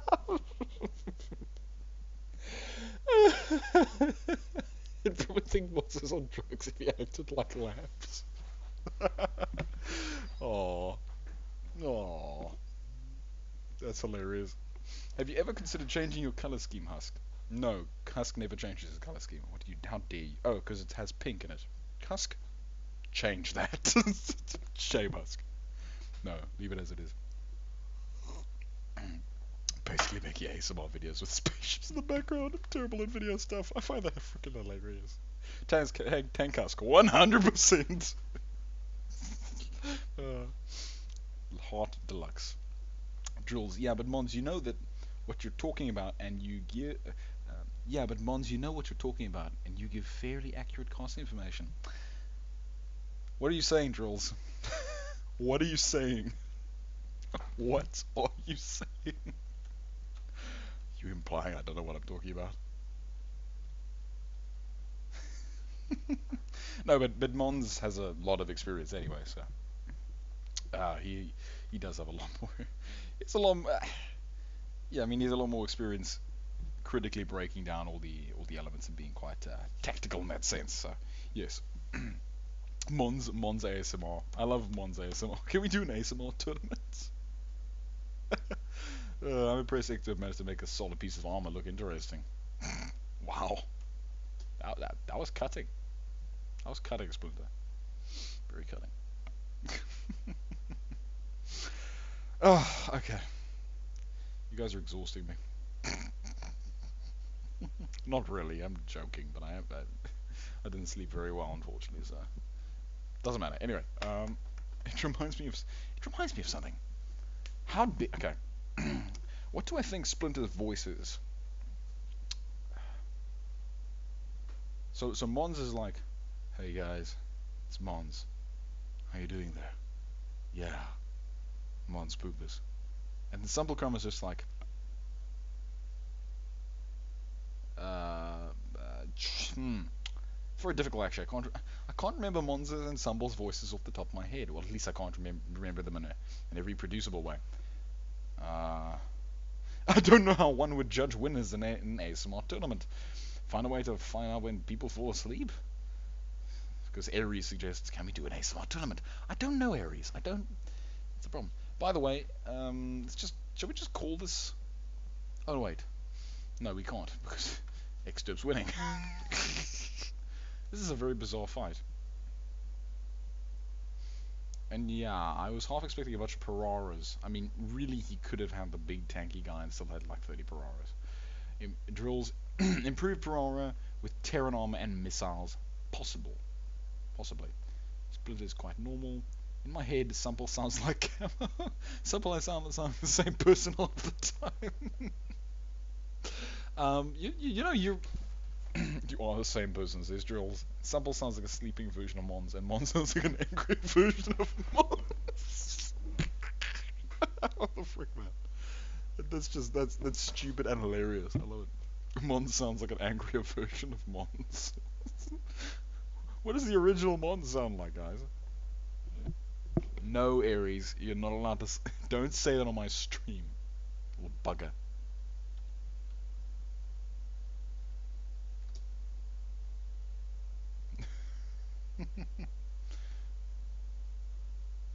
Or you, Tank. Or you, Husk.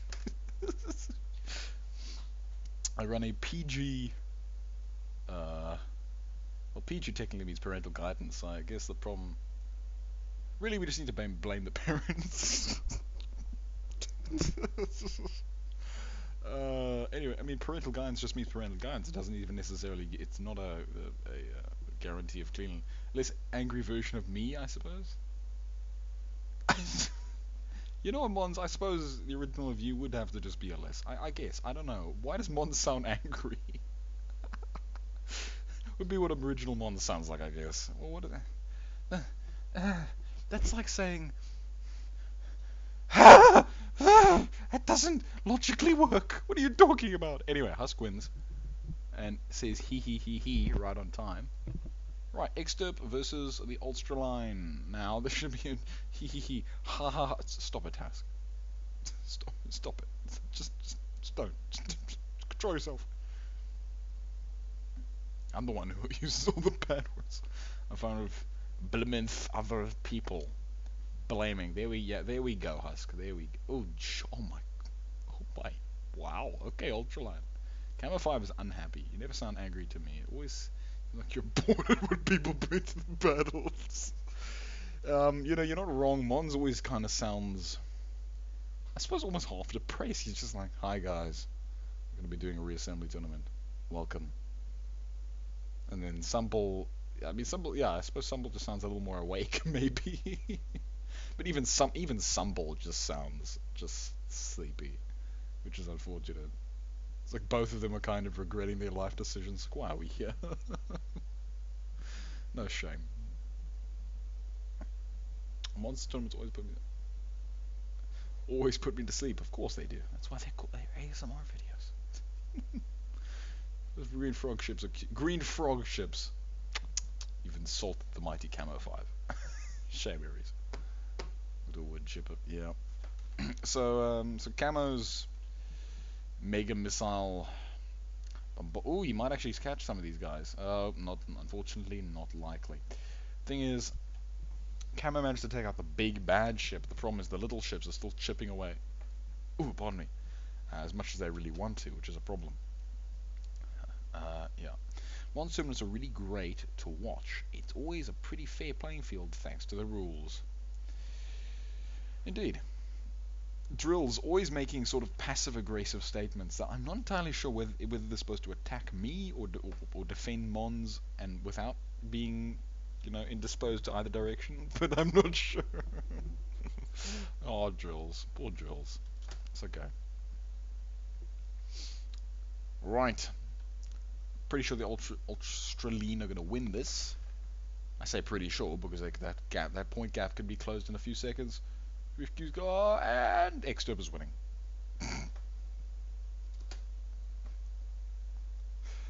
Mons says, wait, what does it say? Simple in that last AK tournament. That was epic.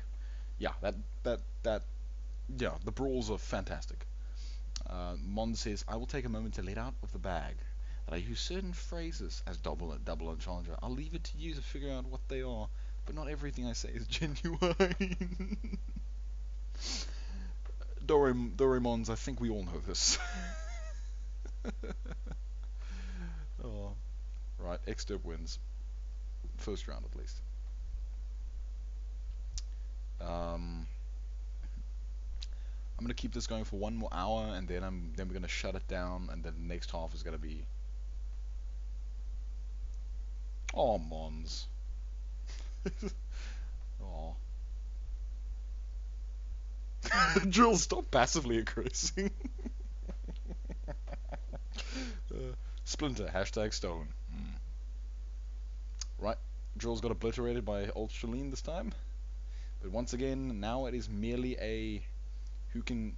Okay, so look, if Camo got one of those little ships. If Xderp can maintain structure, maintain his ship's capacity, right, and keep these little buggers out of harm's and death's way, right, then he can win, basically, alright, because he can just bombard these crystalline ships and they don't have enough time to regen, and so they just get annihilated and he gets easy points off them.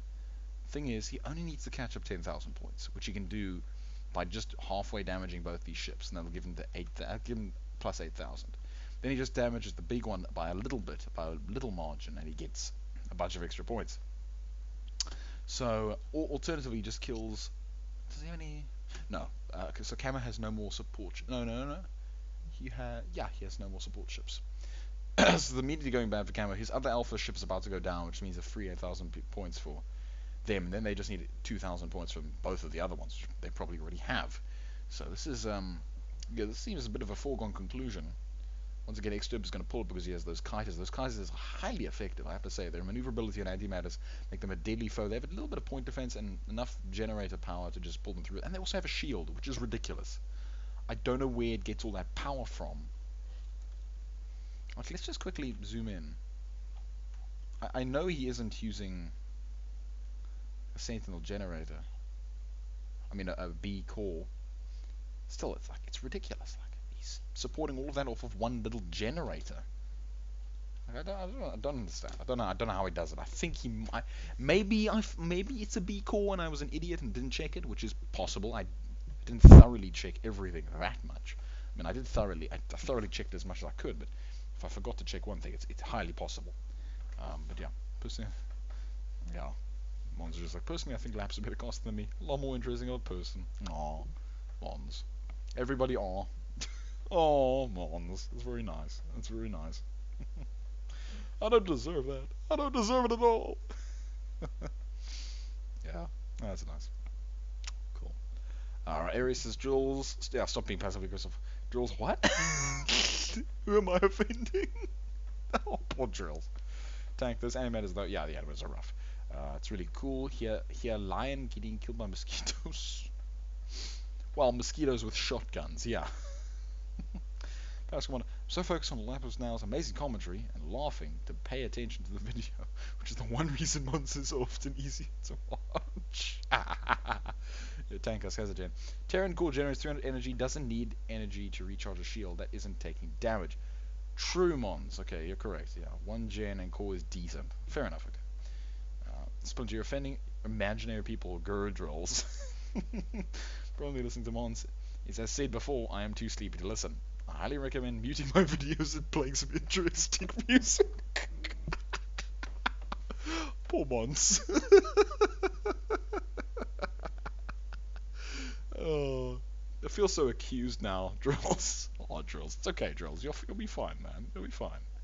It's okay. Just, don't be passive aggressive towards my casting capabilities. Oh, you poor guys. Drills, if to pay respects, you ain't being passive aggressive. You're doing it wrong. Either way, is this gonna be? Oh no, wait. Did Camo take that one? Whoa, that's cool. Fair enough. I didn't even notice. You guys need to keep me, aware of what's happening in the game, by the way, because sometimes I get too distracted by the comments, which means that I literally have no clue what the hell is happening in the literal thing I'm supposed to be casting. So, just, remind me of it every now and then. Give me a little metaphorical kick.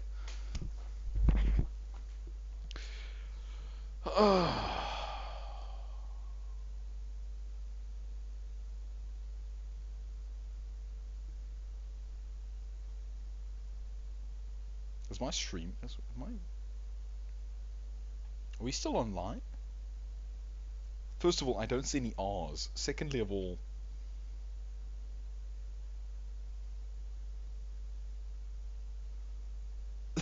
No, Drills, you didn't... Drills, I was making a joke. Okay, now all the comments are coming in. Okay.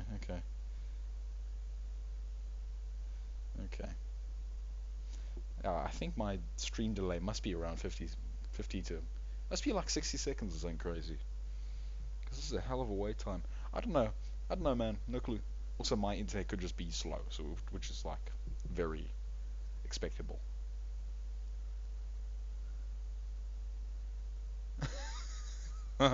Yeah, certainly for distractors need a bit of work, sadly.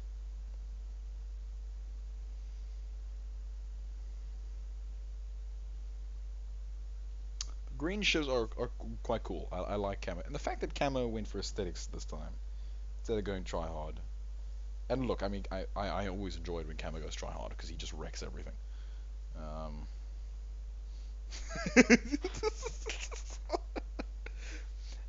Camo 5 wins! Wow. The French were defeated by Camo 5. That's rough, man. No, Exturb, no! The baguettes! Exturb, a Frenchman, says his ships are powered by baguette generators. That's hilarious. You're still online, don't worry. Paradox. Paradox, just so you know, I said that way back when it was still Tank Husk with his XD. Drills, I feel so accused now. So this is, I think we as a community have finally caught up to what Camo was capable a year ago. He got rusty. Capable of a year ago, he got rusty. Yeah.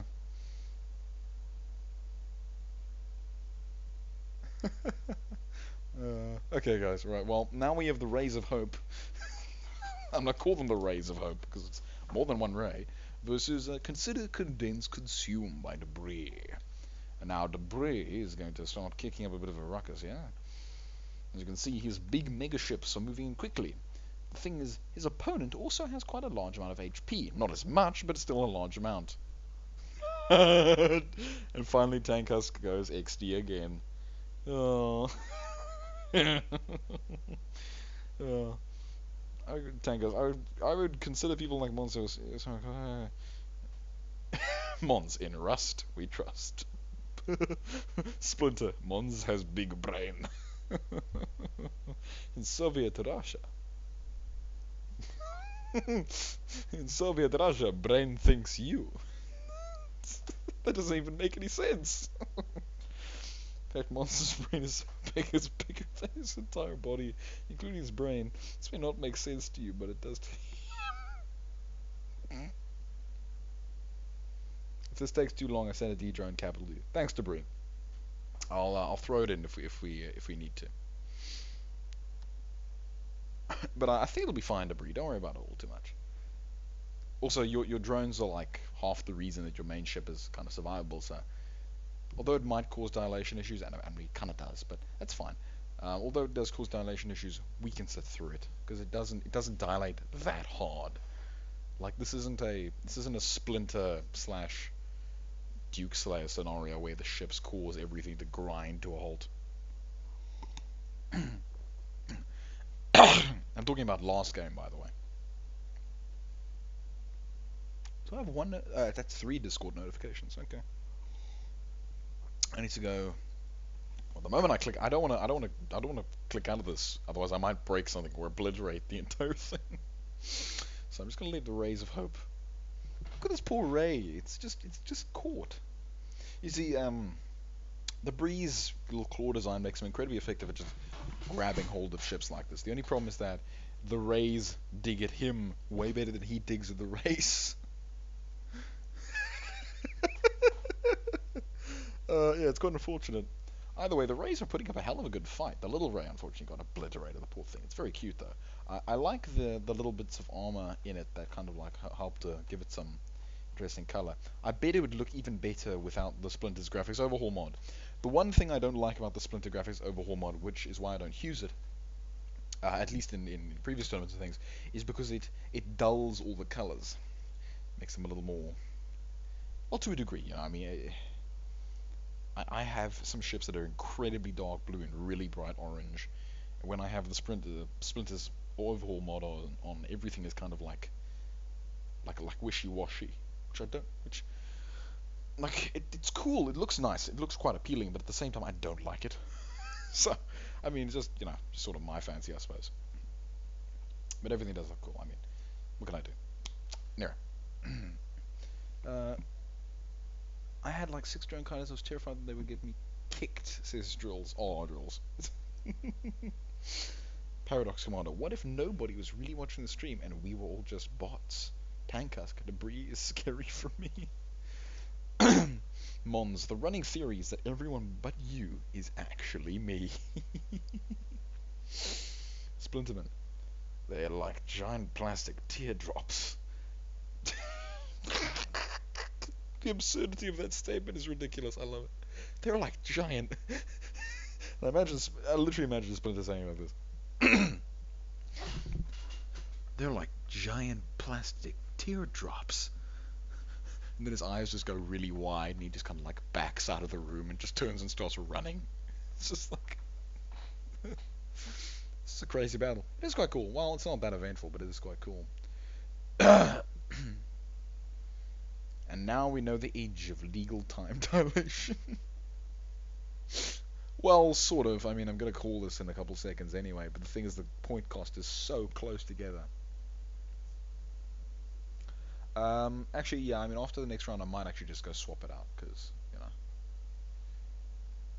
1,000, 2,000, 3,000. Yeah, because time dilation. What do you mean Laps's American accent? I don't have an American... Did I use one? I don't know what's going on. I think colors are a little bit brighter now. Let me know if Ferolda is still too wishy-washy.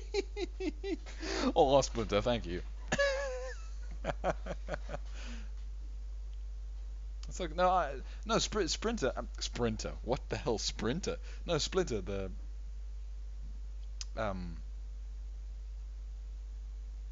Whatever. I'll get back to you on that one. No. Debris, you have to win this. I don't want to fight you again. I kind of want Ray of Hope to win. He's literally the most effective one at obliterating these debris trolls. So, gentlemen, we've just found the anti-troll. Well, I suppose not really anti-troll, but anti-catcher. You know. This is actually really awesome, actually, in a sense. I see. You had an American accent. You said they look like... Okay, I get it, Splinter, thanks. I didn't even realize. That's hilarious. American mode. American mode. Come on, guys. Go American mode.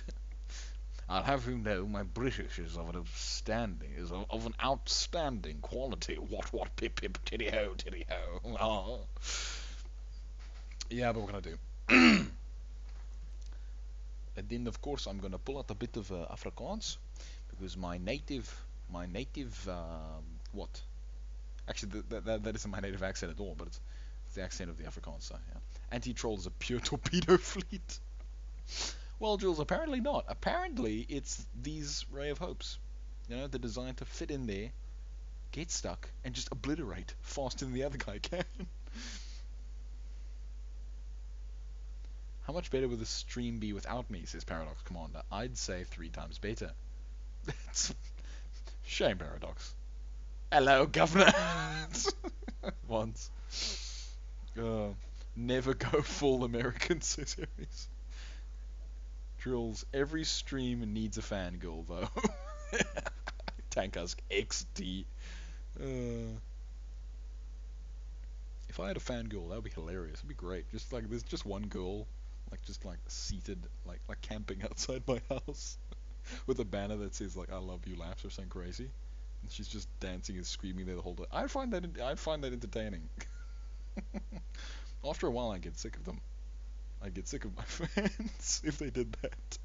But you know, for what it's worth, I would enjoy it. Mons. Drill's capital decided to have a staring contest instead of fighting. I'm sure it would have been a bit more defensive otherwise. You're not wrong. Jeez.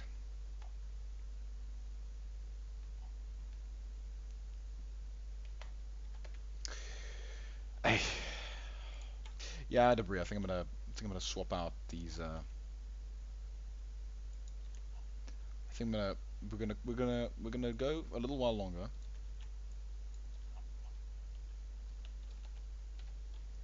And then we're going to just go swap out your ship because that is actually I don't even think it's really you. I think it's a combination of Ray of Hope and debris. Yeah, because I mean, I've just destroyed your. They've only just started the rebuild. Nothing else has them, but it's still going quite slowly. Oh, you wanna know why? Because I was in 3 mode. That explains it. I'm a cheeseball. 3 mode always makes stuff a little more. Just get rid of that. Get rid of that. Get rid of this. Okay, let's try not to damage everything. Press 2. There we go. Okay, now it's working. Because that was my fault. But yeah.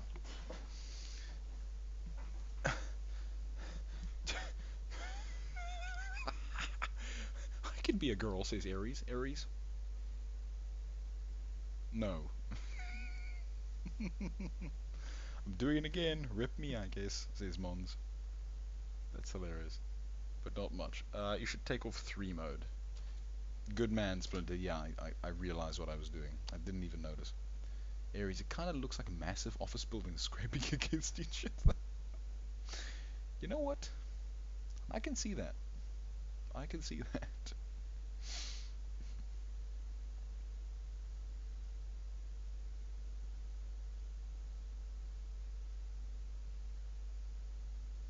Aries, you either are or you are not.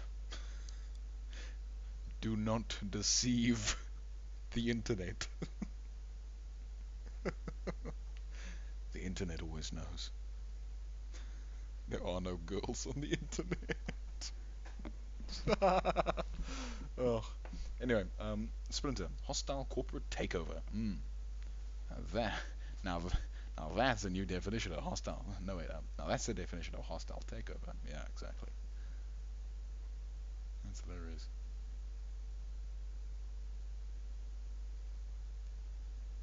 The end of all our freedoms by office jobs come. Oh no, says Tank Husk. Oh yeah, guys.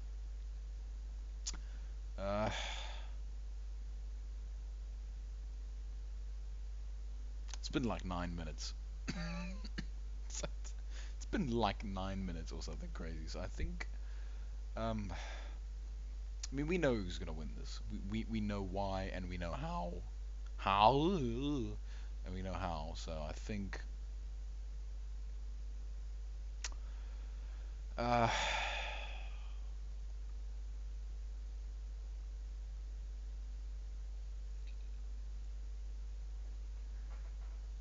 I,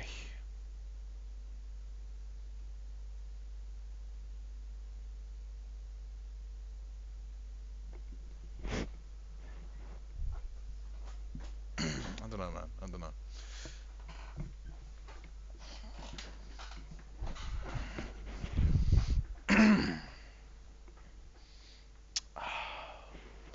think I'm gonna stick my feet out the window and just lie here in the cold, cloudy night. Oh, it's beautiful out there. Oh, lovely.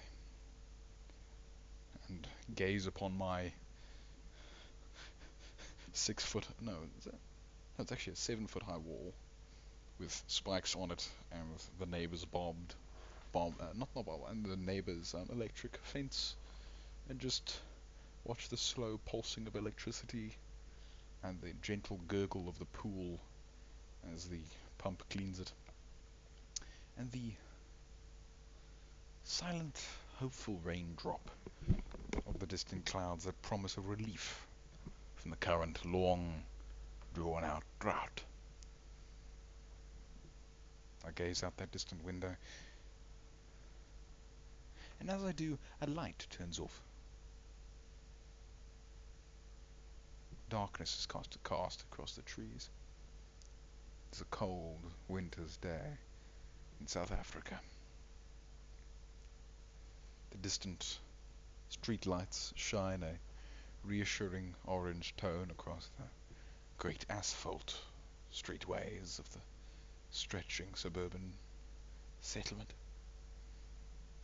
And I turn left, away from the vast trees of my garden and the lovely grass that stretches to a dark infinity.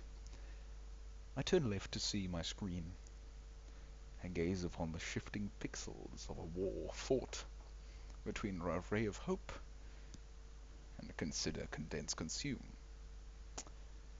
And a smile eclipses me as I realize there's only 12 seconds until this bliksome damn well thing is over.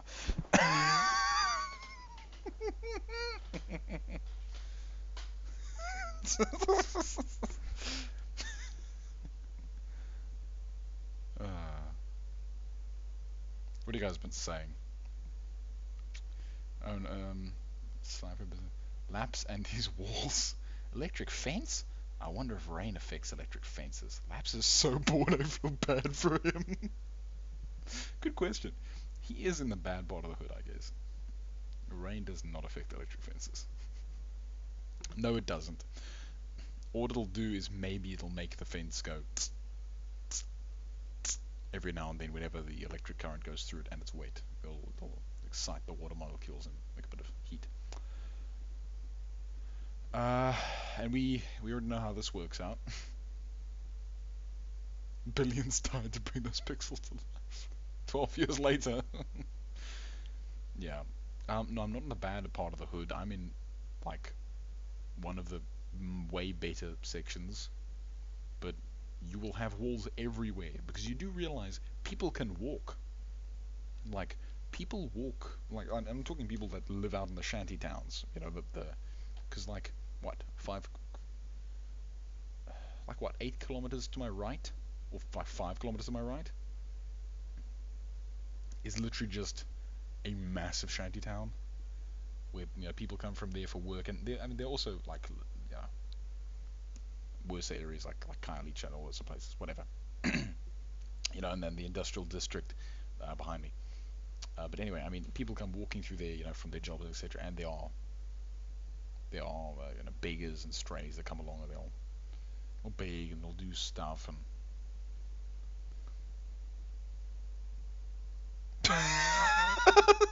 Aries. What the hell, man? But no, I mean, I need a wall.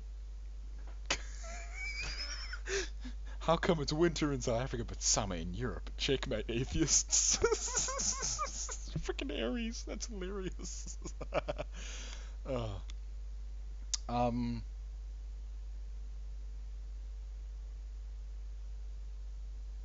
Yeah, I'm in the good part of the hood. I'm in the good part of the hood, which is hilarious.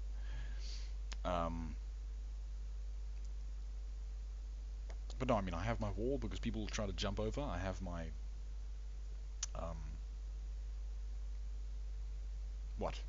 laser tripwire, you know, the motion. Well, no, it's not really a motion detector at all. It's just a laser tripwire that runs across the entirety of the frontal perimeter of my property. And if someone trips that, the alarm goes off, and it calls the protection guys, ADT, the guys with guns. You know, and like these, I put spike. Well, someone helped me put the. Well, I helped someone put the spikes up on the wall. And basically now people can't climb over there.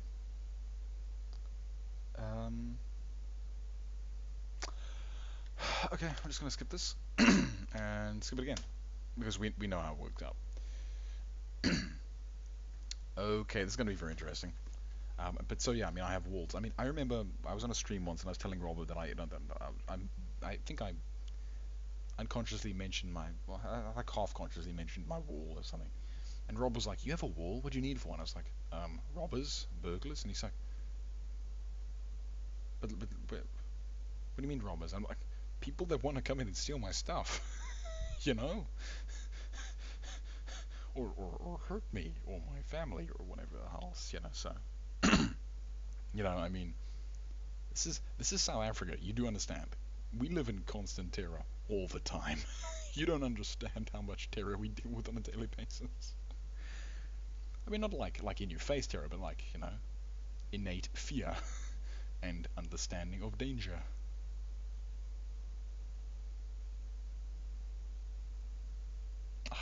Cheers, Mons. Have a good one, man.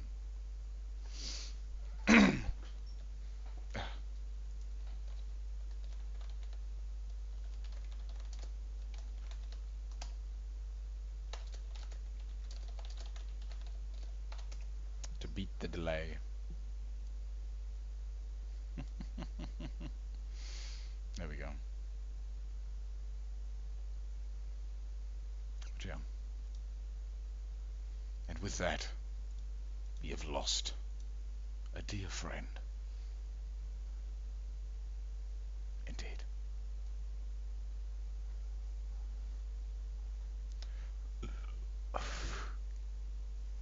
Cheers, Mons. Cheers, Mons. Cheers, Mons. I don't want her to, Paradox.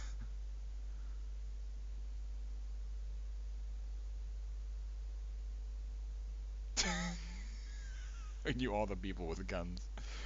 Um, no, we have very strict gun control laws down here. And it doesn't help at all.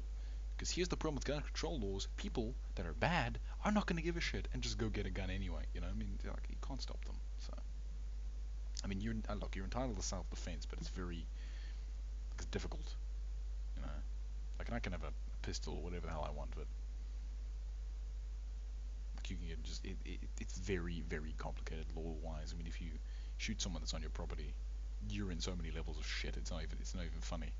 Like you need to give them 3 warning shots. You can make it very clear that you give them the 3 warnings, then you can fire on them. You know, I mean, and that's really good in the sense that you respect human life, but at the same time, you can't really protect yourself all too easily.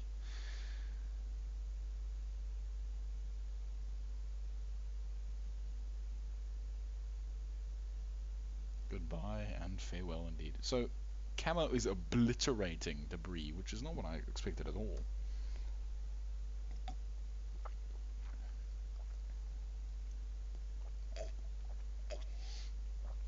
I'll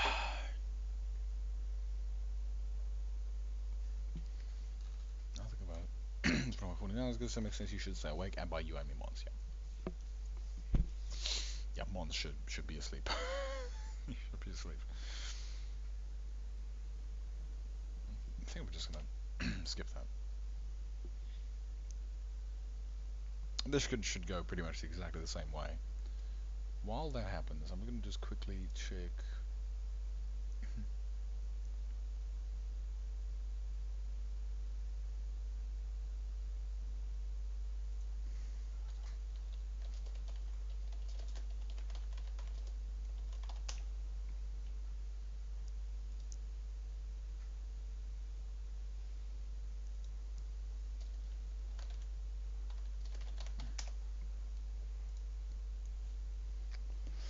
Uh, Still working, right? Yeah.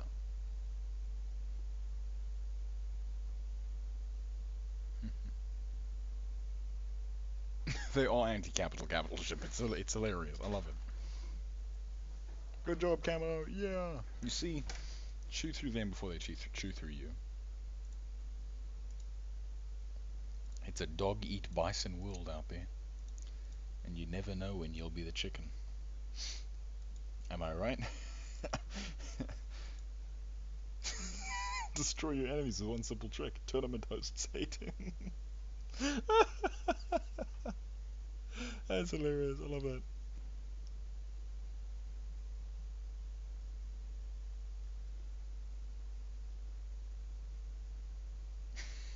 You don't. Yeah. What do you mean step on it?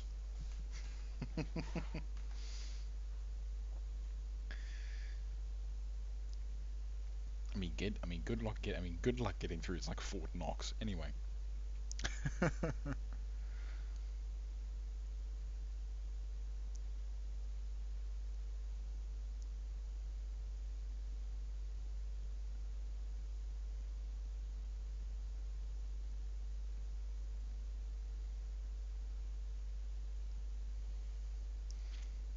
Yeah, debris. Shame, man. It's purely because there's more P spent on weapons and less P spent on thrusters. Because there's just way less mass, relatively speaking. But Camo did lose one of his ships. You could win this back if you manage to turn and destroy Camo, or destroy one of Camo's other alphas, or his other alpha things. Yeah, Splinter.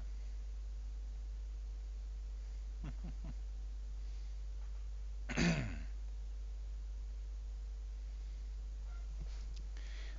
kind of don't want crazy fans, because then I feel like I'd waste their life, or they'd waste their, you know.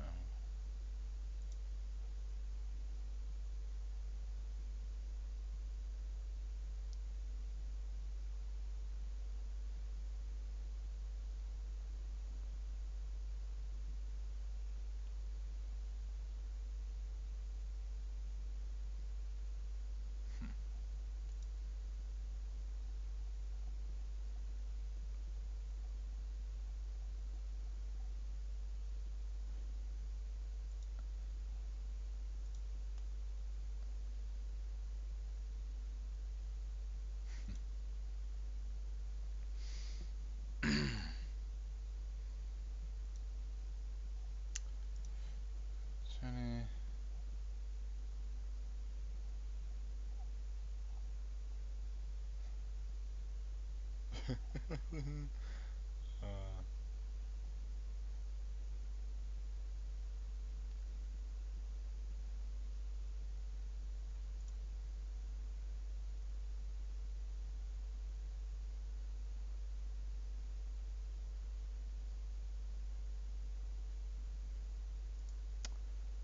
we done yet?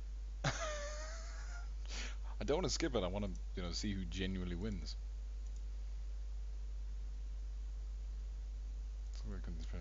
Good thing I won't have to deal with debris, I hope. In this case, both are crystal, that's the one with more DPS wins. I have to wonder about Ellison law. How many people are immortal by age? Because according to the law, you're hundreds of years old. The age of the LSN. Well,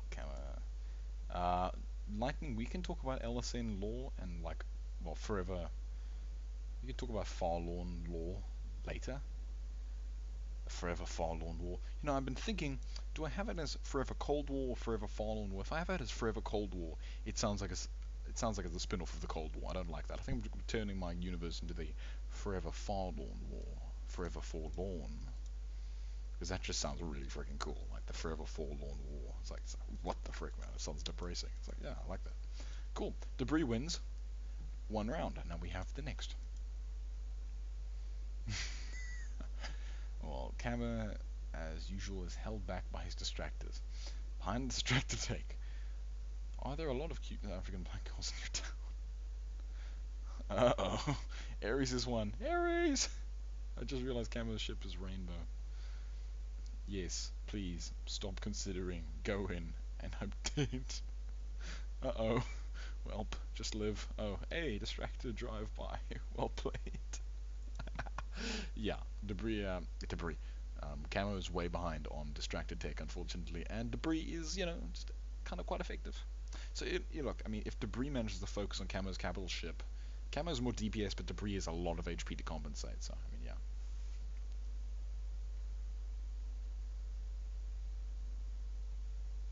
feel happy but also sad at the same time. What are you talking about, tank? What are you talking about, Husk?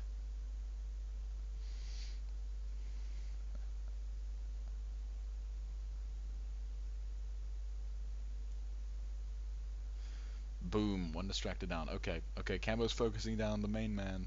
This could end badly. This could end badly. And I kind of want Debris to win. At the same time, I don't, because lag. Shame, Debris. No. Debris, you made an effective fleet. I quite like it indeed. Because these little support ships are actually very fast, and they fulfill their role admirably. They're quite tough. They do a decent amount of damage. They're excellent distractors for the primary capital ship, which is a large amount of missiles, which is a decent missile complement to make life achievable, shall we say. Right. It doesn't help me. I don't want that.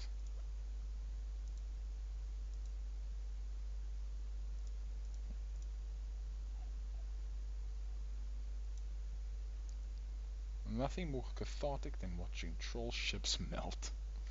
Yeah, I know, right? It's wonderful.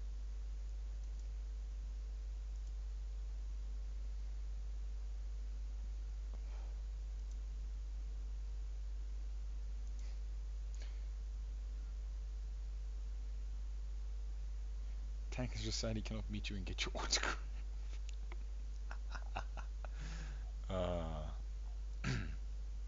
Do you want my autograph though? Is that a thing that you want?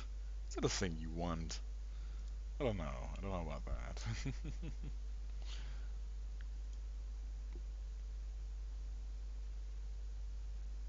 Sad.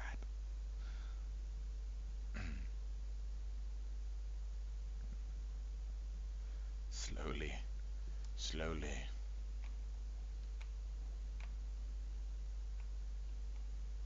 Boom. Boom. Ba ba ba. Kadish, kadish, kadish, kadish, kadish, kadish. It's like a machine gun. Kablamo!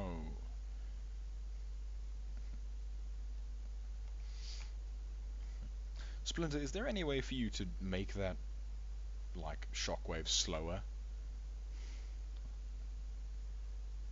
Because, like, I think it's too fast. Like, I can barely see it. It's like it's there for, like, a split millisecond. Let's watch it again. Boof. I mean, it's cool and all, but maybe, like, a teeny bit slow, like a fraction. Or five. A fraction of five. Slower, you know? To make it just a little more noticeable. You know, give it a bit more oomph. A Brit. Don't worry if one day a Brit... Oh, I see.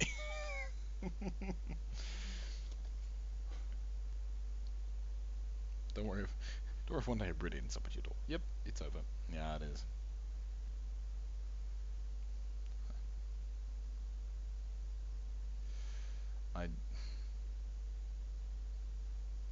Oh, distractor. Distracted.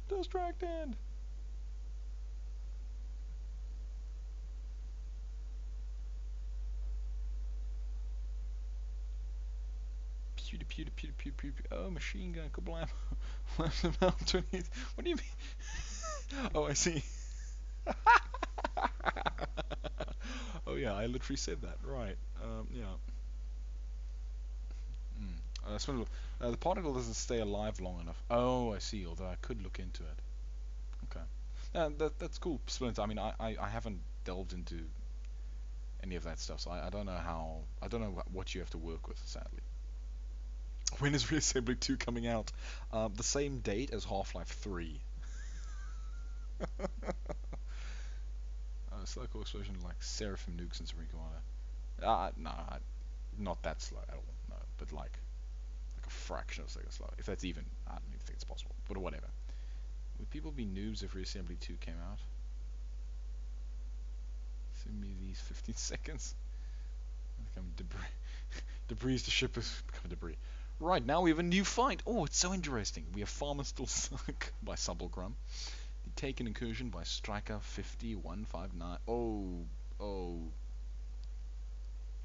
Yeah, Supple's main ship just immediately slices, which is hilarious. The thing is, Striker also has melee armor, so he's relatively protected as well to a degree. Oh, Splinter.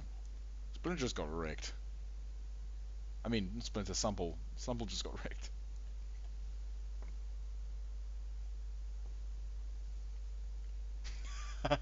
I have like rocks and sticks to work with when it comes to graphics modding. Oh, Splinter. Oh man, Half-Life 3 confirmed. Oh, yeah.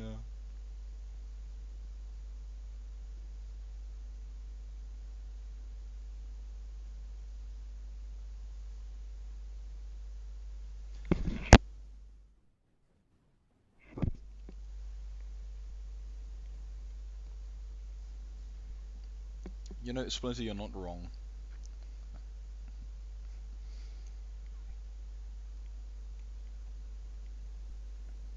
What if we had a modded faction tourney where you could choose from 8 modded factions, or like a lot of modded factions, you know? I mean, it would be entirely unbalanced, but that's not the point. The point is maniacy. I mean, look, I mean, this is why if you did do a modded faction, you'd only do one. You'd only have one. You'd only use one mod. But then the thing is that the mod needs to be really balanced enough that the people wouldn't just use one piece of equipment, you know, one weapon or something crazy. Like, I mean, you know, one freaking game breaker. Yeah, if everyone played the same faction, it's 100% balanced. Yeah, naturally. He's turned out more effective than I could imagine. Oh, hello, Striker. Striker, you're here. Striker. Yeah, Striker. You're cool. Your ships are actually quite effective, man. They're very effective. Look at them, tearing apart these little guys. Thing is, since you stuck melee armor on your darn thing, it means it's actually not getting obliterated instantly. And also because it has a decent amount of armor, it can just, I mean, look at it. It's just smashing away.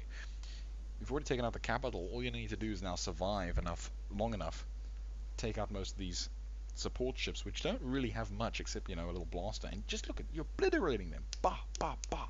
Clean, clean, clean. It's very smooth and very effective.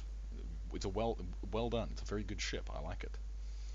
It's very maneuverable. It's got a lot of thrust. It's got a lot of heavy firepower, lasers and weapons and missiles. Good balance. Very effective. Use Quincy mod. No, no, no, no, no, no. One does not simply use Quincy. Okay. Yeah. Quincy. There, take an insertion by Striker 50159 wins. Yeah, man. That's awesome. Great job. Farmers still suck. Poor Supple. Yeah, poor Supple. Supple has a lot of good distractors. The thing is, his capital ship is really where he throws points away there. Because that's his big heavy hitter, and watch how quickly it's going to go down to that, to a Striker's main ship. The problem is that Supple's distractors aren't distracting Striker's main ship, or at least these two just keep wanting to fight each other, and the thing is, Striker just punches right through immediately. And he has enough armor on the left, right, front, and back that he can survive a lot of hits before he goes down. Come on, Striker, just hit Supple. Poor Supple. Supple, your fleet looked quite cool, and it's I love this primary ship. Like, it's got a lot of maneuverability. It's just covered in craziness, but at the same time, yeah, man, getting your butt handed to you by a ship that's just way bigger. It's got a lot of range on it as well. It's got enough range. Okay, now that Supple has a few seconds to, like, reevaluate his life, he might have a few seconds to maybe win, but the missiles go in, and immediately, oh, Supple. Yeah, see, Supple went for maneuverability instead of, you know, he put all of his points into speed without putting any points into strength. Or I should say endurance, but that's fine. Whatever.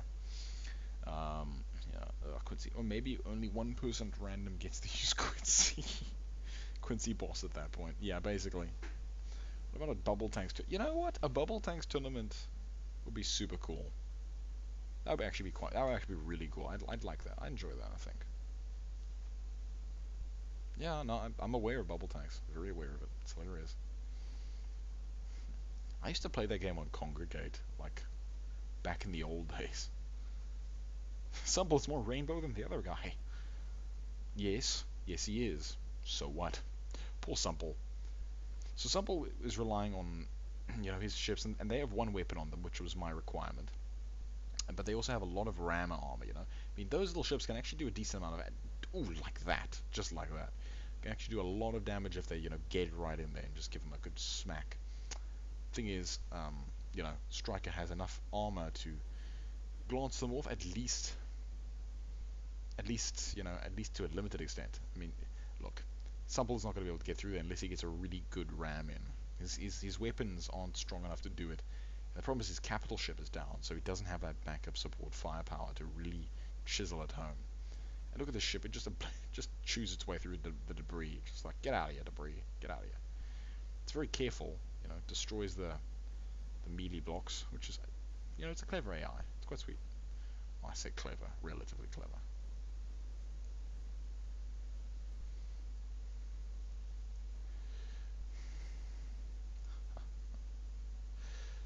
And look, I mean, if I were to do a modded tournament, I might actually just do one of my own mods, because then I could at least be assured of, some balance in some sense, that I didn't overlook, because I would have made everything myself or something. But no, I mean, bubble tanks sounds good, man. Sounds good. At least interesting. We might just use EAF or something like that, you know what I mean?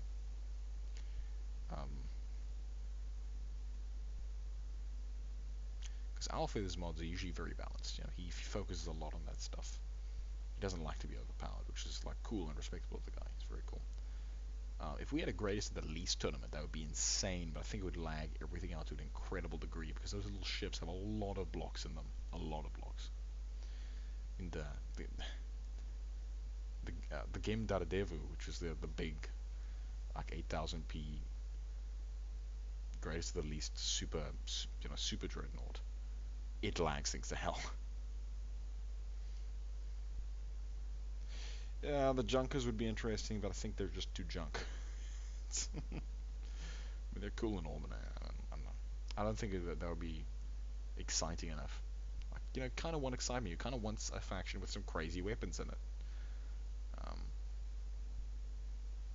yeah.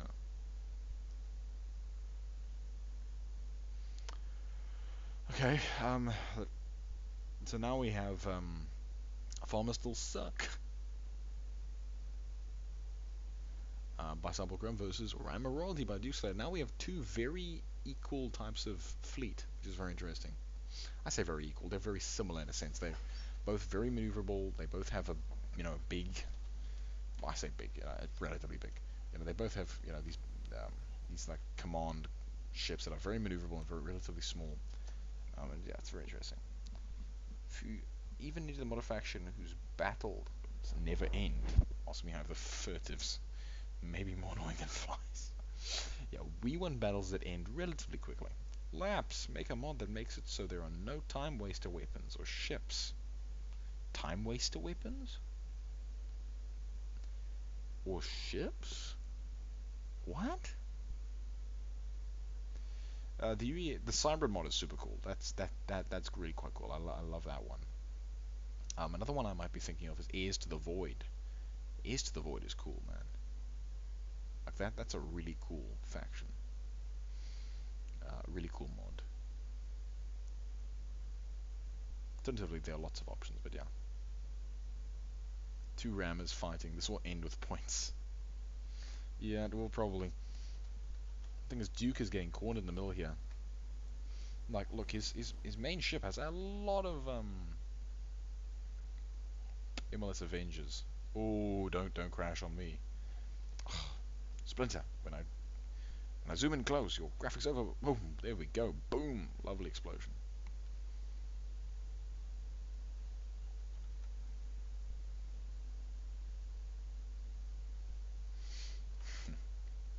The thing is, Ares. I have no clue what the hell you're asking me to do. Second of all, I mean, I kind of just want to make this point for everyone, just so you all know. I mean, there isn't that much you can do as a modder. Like, it's very limited. Like, you have a... It's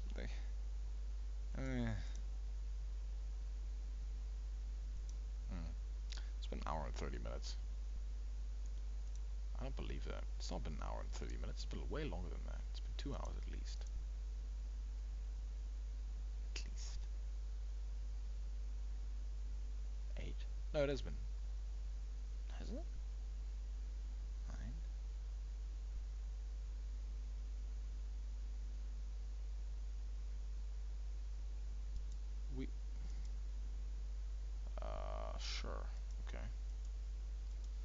I don't trust my clock right now, but fine.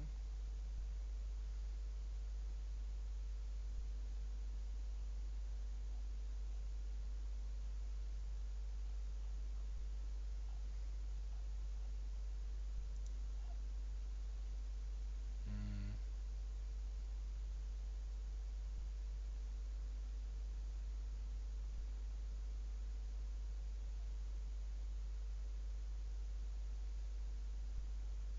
I can missile slow down time, take out missiles from the game. Okay, it's just silly anyway. Yeah, anyway.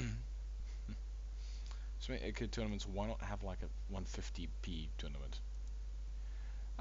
Drills. Those used to be a thing. It's just that eh, fighter tournaments always turn into like a you chase me, I run away from you sort of event. I mean, they don't always, but they can. The same thing with big ships, but it's more so than usual. I think a fighter tournament might be fun. Yeah, like you get to like you must have 7 ships, and they have to be like 250p or something, like 300p. I think I'd probably make it 300. 300 is nice. It's a nice amount. 350. Perhaps not 300. But yeah, and then you could have your ships. But anyway, I'll probably not be for a long time.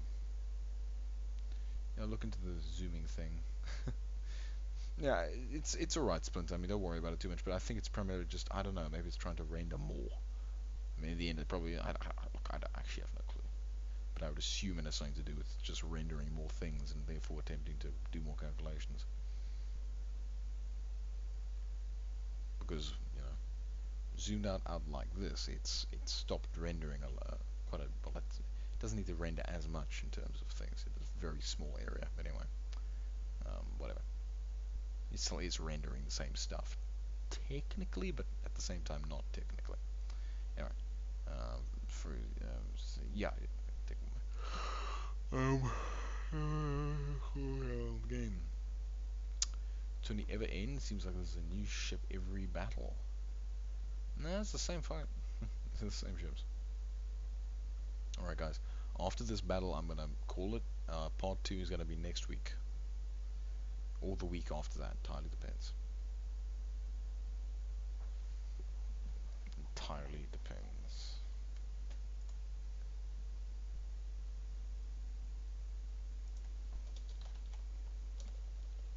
Part 1. Save changes. Live control room. Let's go to the control room. Let's try to close things.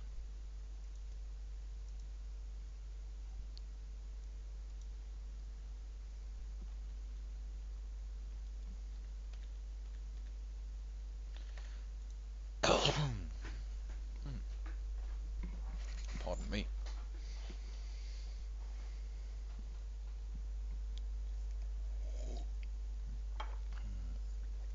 Because I can't go until 12 o'clock at night, Paradox.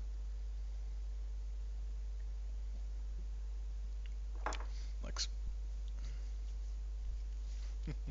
like, yeah. Sadly, I have stuff I need to do in real life after all, so I can't just um, hang around forever. But like I said, I'll wait till like 10 or something. Then I'll. I can't remember how close we are. I don't think we're very close. I think we still have a while to go.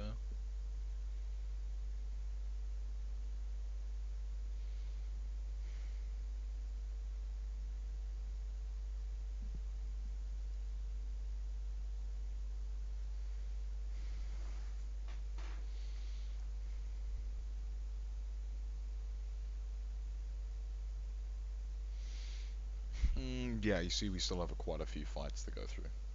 So, I mean, we just can't. So, alright, everyone. Well, I'm gonna leave it there. Um, and we'll continue next time. So thanks everybody. The next stream is gonna be next week or the week after. One of those two dates, I'll confirm sometime during the week. uh, I'll confirm that sometime during the week, in the Discord or via a video, whatever. Um, and so yeah, so thank you everybody for sticking with me for this while. And until next time, everybody. Hey. Um, oh, thanks, Tank. Thanks, Husk. Thanks, Splinter. Hi, Paradox. Labs confirmed casual gamer. Drills. Um, but yeah. Also, thanks, Striker. Alright. So until next time, everybody. Cheery, reary,